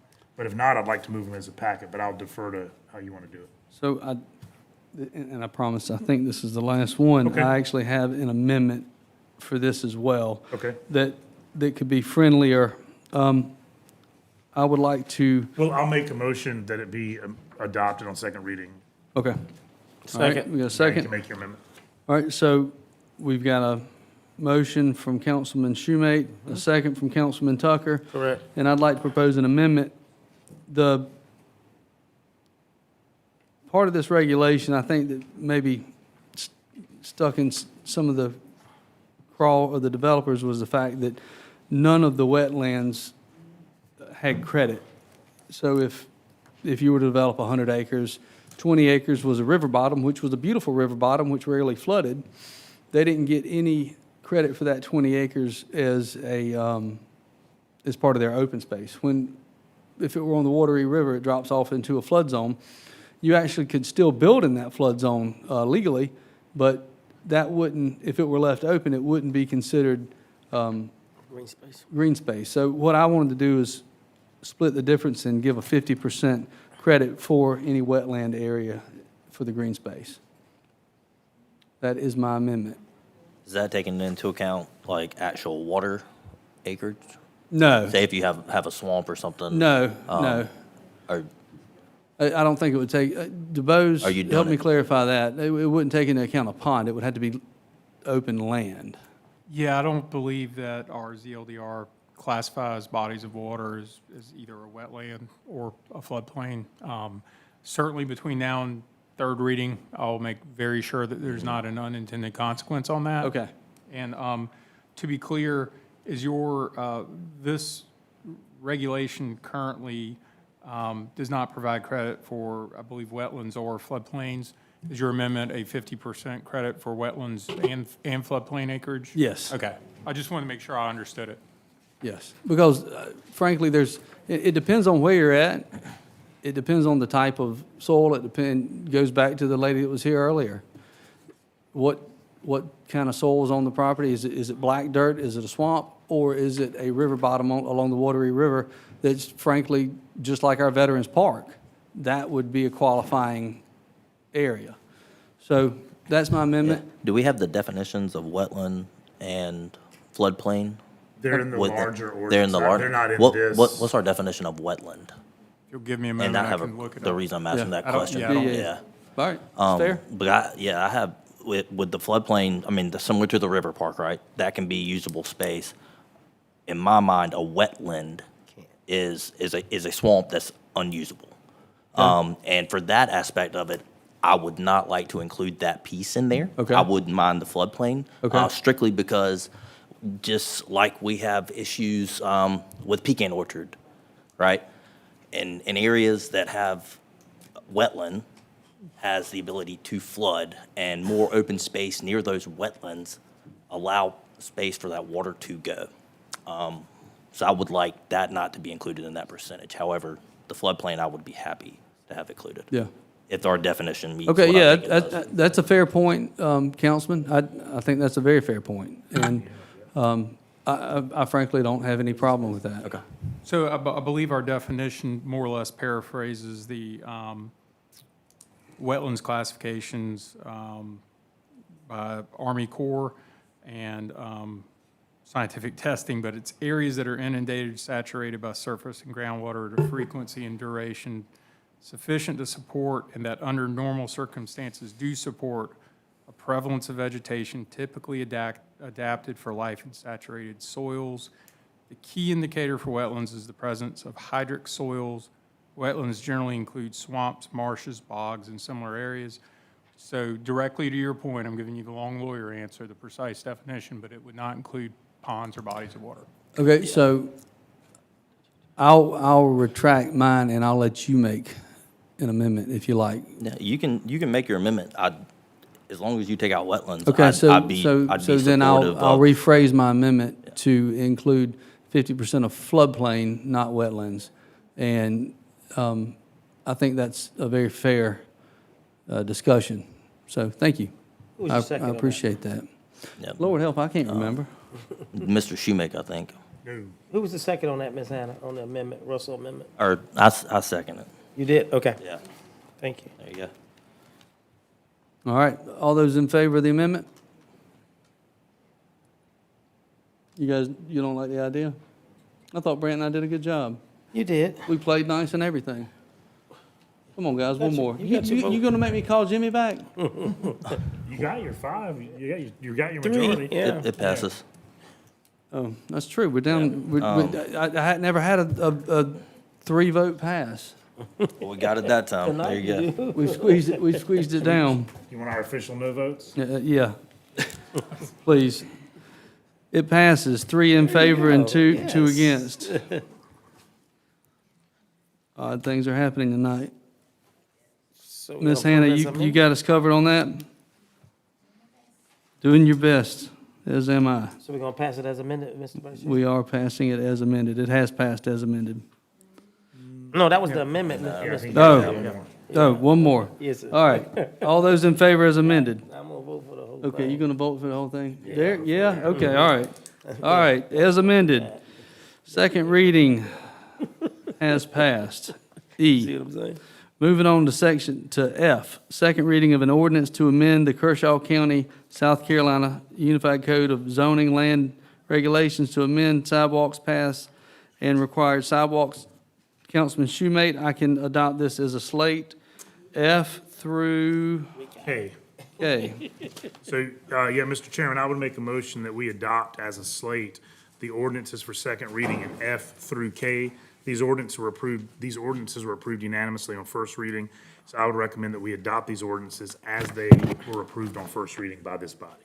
Second. Okay. Any discussion? Thank you, Mr. Vice Chair. As I see no discussion, voting on the slate F through K. All of these are at second reading. All those in favor, please raise your hand. Councilman Schumate, Councilman Tucker, Councilman Brazel, Councilman Cato, Councilman Tomlinson. It passes unanimously. All right. Thank you very much. We are now at L, third reading an ordinance to amend the official zoning map of Kershaw County to rezone 32 acres, tax map number 062-00-00-025, located at 41 Youngs Bend Road, Kershaw, South Carolina, from RD2 Rural Development District to General Development. And this is Carolina Motorsports Racetrack, am I correct? It's- Yes. Yeah, adjacent property, Yeah, correct. it's They're that the gray-headed applicant. fella out there. So, I think we've talked about this, we've discussed it. Any further discussion? He's basically protecting his property and any potential expansion, and I'm okay with it. I think it's a valuable Do asset. we get a motion already? Yep, so, Who made the motion? I'll make a motion. Okay. all right, I'll make a second. And all those in favor? Councilman Schumate, Councilman Tucker, Brazel, Cato, and Tomlinson. It passes. Third reading and final. We've addressed M, on to N. Third reading of an ordinance to amend the codes of ordinances Kershaw County, South Carolina, Chapter 24, offenses to add Article 3, solicitation and panhandling, establishing regulations governing solicitation and panhandling within the unincorporated areas of Kershaw County, South Carolina, and establishing penalties for violations. This passed the first 2 readings. Do I have a motion? I would make the motion that we adopt on third reading. Second. Councilman Schumate, Councilman Tucker with a second. Any discussion? I've noticed that this has increased and has been an increasing problem in our community, so all those in favor, please raise your hand. Councilman Schumate, Councilman Tucker, Councilman Brazel, Councilman Cato, and Councilman Tomlinson all vote in favor. It's unanimous. All right. Now, to a fun item. I have a resolution for a homestead exemption.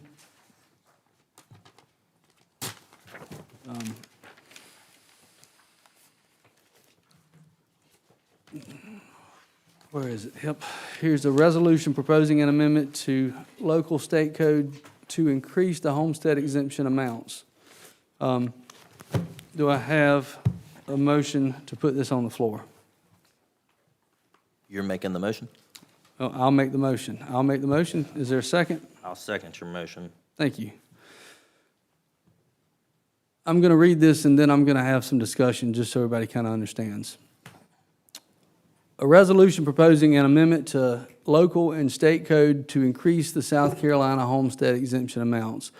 Whereas Kershaw County Council recognizes that rising property values has significantly increased the tax burden on homeowners, and whereas the homestead exemption is a vital tool for maintaining housing affordability by reducing the taxable value of primary residences, and whereas current economic conditions necessitate an adjustment to existing exemption levels to provide meaningful relief to seniors, disabled veterans, and other qualified recipients. Whereas increasing the exemption to a fixed dollar amount, such as a plan below, provides more impactful relief for individuals as age hinders the ability to earn income as they enter their golden years of retirement. Now therefore be resolved by the Kershaw County Council that the proposed change, the homestead exemption for Kershaw County, shall be outlined by the following: changing the age from current state law to the age starting at age 60, with increases as the individual homeowner's age. If the home is owned jointly by a married couple, the oldest residence is eligible and qualified applicant. Phase 1, age 60, the homestead exemption will be $100,000. Phase 2, at age 65, a homestead exemption of $200,000. Phase 3, age 67, with a homestead exemption of $300,000. Phase 4, age 70, with a homestead exemption of $400,000. Phase 5, age 75, with a homestead exemption of $500,000. The eligibility would be that the exemption should only apply to an owner-occupied primary residence where the owner has held title for at least 2 years. The implementation, Phase 1, would commence in 2027, starting an onboarding process of all phases until 2031, when Phase 5 is completed. The proposed outcome is that we expect that the proposed changes will do the following. It would be protection for fixed incomes. Many seniors live on Social Security or pension benefits that do not keep pace with rising property taxes. Increasing the exemption ensures that these residents are not taxed out of their homes that they've worked all their lives for.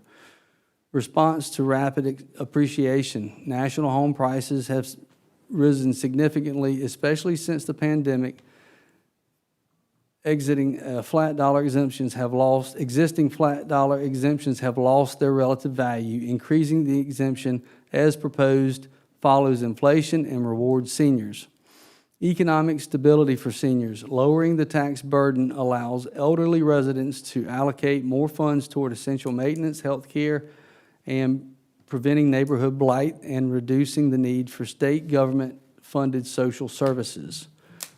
Early retirement support. By lowering the age from age 65 to 60, it supports those who retire early due to health issues or industry shifts, providing stability before they reach the full Social Security age. Community retention. Providing tax relief earlier encourages long-term residents to stay in the community rather than relocating to states with more aggressive senior tax breaks. Revenue offsets. We acknowledge that the loss of property tax revenue must be managed. Through a 5-year onboarding process, we recognize we can offset a portion of the losses through organic revenue growth, as well as working with finance to forecast these losses and offsetting gains by looking at a 5-year historical revenue changes from 2020 to 2025. So all that being said, I think seniors deserve to own their homes, and I think that this is something I spoke to some individuals in finance, and the idea isn't as far-fetched as one might think.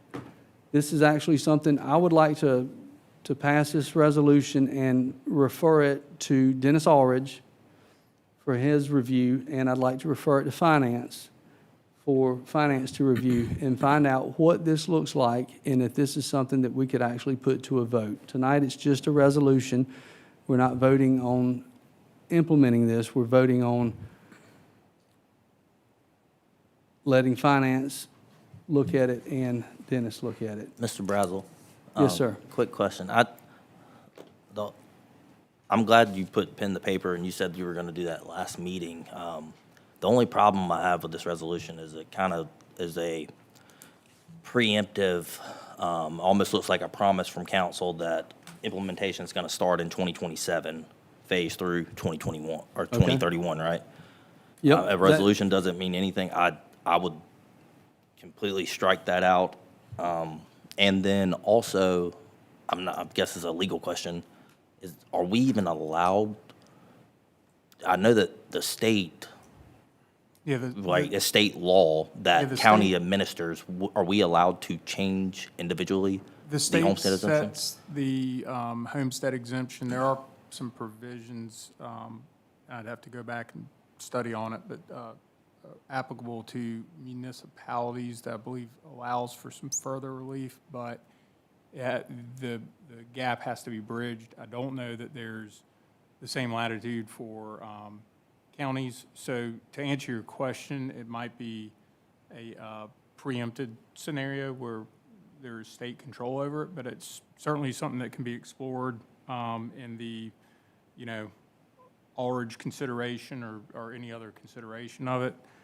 Could certainly also look at it and get back to council at a later meeting on it. Well, then I can defer this to the next meeting, and we can answer those questions. Thank you. Yeah, I'm that happy was to do one- that. Yeah. Yeah, And I just this didn't is- want to put this us is- passing a resolution on our behalf and it This is saying something, 2027. this is something that's so very important to seniors, and frankly, I appreciate. Yeah. I I appreciate like the that. idea. I think it's something good could be something good for the community. I'd like to know what the impact on the county, and having it to finance, we can even look at getting the numbers and stuff of what this affects prior to this resolution, but just seeing if we even have the ability to do something like this one, and then I would like the 2027 start time taken out completely, because I think that gives people false pretenses. Mr. Vice Chair. Yes, sir. Yeah, I know you and I had a conversation. We hadn't had a chance to get together on this. I really want to see what this looks like. Now, I do know from other councils, especially the ones that represent us over at the Association of Counties that lobby for us, you can always give more relief. You can't undercut the state. So there's some possibilities, but my question as one of the finance members is, as I ask you, is what's the cost for us locally if we do something, and where does that makeup come from? Yeah, so that's, obviously tonight I'm starting a conversation, right? Okay. And that's what I'd like for our finance team here at Kershaw County to tell us. And beyond the finance committee, because I don't want to put the burden on you, I'd like to have county staff Oh, absolutely. have a look at this. Auditor, Yeah, I think it could be a collective effort. So what I'd like to do is I'll withdraw this resolution for tonight Okay. so that I can place it on the next meeting. And Mr. DeBose, if you could help me write something that is more in line with Councilman Tomlinson's thoughts. I think, can you share again what you'd like to see stricken, sir? Yeah, just the implementation timeline. I don't want to give any false hope to someone. In my mind, this, even though it's a resolution and doesn't mean anything, just a thought on our So- behalf. However, it says we'll commence in 2027, starting onboarding process. So- I think this is something that, can be started with communications at the state level if we are not allowed to do this by state statute, or just remove implementation, and then we can get the numbers and everything. Good. To look at it, right? And fair enough. Would the finance committee have enough time to look at this in 2 weeks? It's gonna be tight, but we'll make it happen. Thank you. Yeah, Thank you. And I think that our county staff can assist. They're always at our meetings. And really, some of the earlier conversations have been more positive than I had hoped. So, more, just Can we run frankly, into any I blockage? thought it was gonna get squashed a lot quicker. And frankly, I thank you for your consideration. I think everybody, at these ages, I think everybody deserves some relief. They've paid all their life, and this is something I'm very passionate about. I'll work with council is however we need to get these answers and to find out how to pass this. Mr. Brazel, would it be possible to push it to after we get done with the budget? Just because I know staff is going to be, the budget time this year is going to put a lot of weight on staff. I don't want to push it that far, and the reason why, I think the budget process would lend itself to answering some of these questions, frankly. Yep, I agree, but having a 2-week window on the resolution, Well, let's do 4 weeks then, shall we? that's good with Can finance. we Yeah. read that? He has a tougher schedule, so I respect Yeah. that of trying to make the meetings because he works in Columbia. So I'm willing to yield to my colleague if he's wanting more time because I know how it is to work out of town and try to make these budget meetings, and we've Well, had several. We'll put this, Ms. Hannah, not 26th the of next meeting, but the 26th of May. Yeah, thank you. Okay, no votes needed. Moving on. We've got some appointments. Recreation Advisory Commission, Councilman Danny Cato, are you making an appointment tonight? I do. I would like to make a motion that we reappoint Jason Bentner to the Rec Commission. Second. All right. We've got the motion on the floor to appoint Jason Bentner to the Recreation Advisory Commission. I've always heard wonderful things about him, so any further discussion, Mr. Cato? Just briefly, Jason served here, since I come on council, I appointed him to the Rec Commission. He has done an outstanding job, Jason. He has a vast knowledge, and he has really helped us with the development of these ball fields, and that's kind of his thing, and he provides a lot of feedback for us, and I am just very thankful of the work that he's done for us. So I ask that y'all support him in reappointment tonight. Absolutely, thank you. All right, all those in favor? It's unanimous by those here in voting. Jason Bittner is reappointed.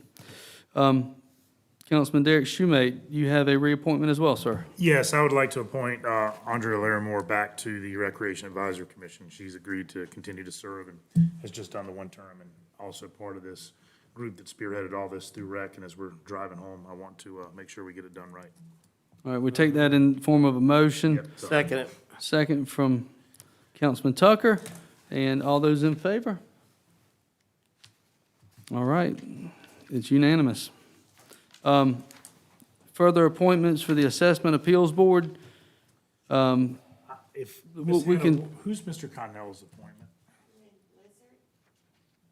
So, Should we wait until he's back? so does it need to be done? Is she like a term expired or can we wait? Okay. Yeah, let's wait for Councilman Connell, so we'll push that, and then, Councilman Schumate, you have an Assessment Appeals Board appointment you'd like to make? I do. I don't have her packet in front of me. I don't want to mess the name up. Well, who's currently serving on my spot? All right, Rosalind Franklin. I couldn't remember if it was her or the other one that was my appointment. So I would move to reappoint Rosalind Franklin, who's also agreed to continue to serve. Okay, in a second? Second. All right, we've got the motions on the floor. All those in favor? And it's unanimous. Thank you. All right, we move to council member briefings. Start with Councilman Tomlinson. Mr. Vice Chair, no briefing this evening. Thank you. Thank you. Councilman Cato? Well, I don't really have a whole lot. Then- I should after this meeting, because there should be a lot to talk about. But, you know, I just want to reiterate, and I've said this many, many times, that this is not easy. It's not easy. And you got a lot of people that you try to satisfy, and a lot of people that you can't satisfy, and some you do. And it's nothing it's nothing against people individually. I make my decisions based off what I think's best for Kershaw County, and that's what I do. And that's the only thing I can say about that. But, it's an honor and a privilege to serve the people of Kershaw County up here, and I'll continue to do the best I can, and that's all I can do. That's all I have. I have to agree. And my prayers, and I definitely want to send out prayers for Ben's family again. We're thinking of him. I mean, that's Absolutely. on my mind tonight. Absolutely. Thank you.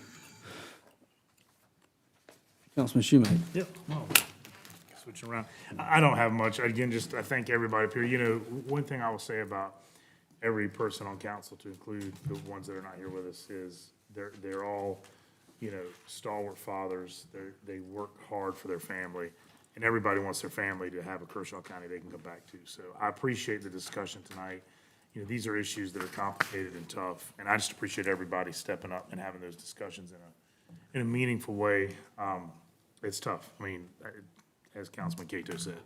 I want to say the thanks, I guess thanks and sort of Godspeed to the teachers. It's testing week across Kershaw County, so our various teachers are doing all their testing. This is the time of year where my wife sends a text in the morning that says, "Do not call me unless it's an emergency. Call your dad, and Derek, you better be available." So appreciate all the hard work our teachers are doing, and that's really all that I have. Thanks. All right. Thank you, Councilman Tucker. Thank you, Vice Chairman. Thank you for filling in today. I'm gonna do my mother's move. Sometimes less is best, so I'm not gonna comment on a lot of things from tonight, but I do want to say to the Connell family, my prayers and love is sent to you sincerely, and I hope all goes well with Mr. Joe Connell, and that he's able to have a speedy recovery and turn back to some type of normalcy. That's all I have. Thank you. Thank you, Councilman. Our Administrator. Danny? No report, sir. No report. No report. Our Attorney, John DeBose. Nothing outside of executive session. I'm going to keep the streak alive. All right. Yeah, you are on a streak for sure. So I'll just briefly state that I certainly appreciate everybody being here tonight. We've got a potential amendment that would grandfather existing projects into the allocation. It would exempt it from the allocation system. I'd like for everybody to genuinely think about that between now and third reading.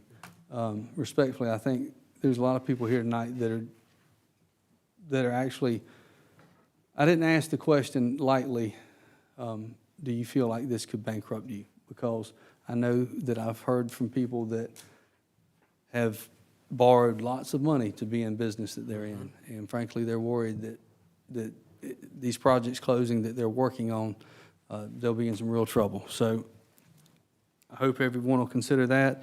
My prayers go out to Mr. Joe Connell and his family, and Ben. We're praying for you guys and hope that the surgery was very successful and the recovery goes well. That ends my briefing, and need to make a motion to go into executive session. We may have a vote coming out of executive session. So with that, do I have a motion to go into executive session? I would make a motion that we go into executive session on items A, B, and C. Okay. Do I have a second? All right. All those in favor? It's unanimous. We are now in executive session.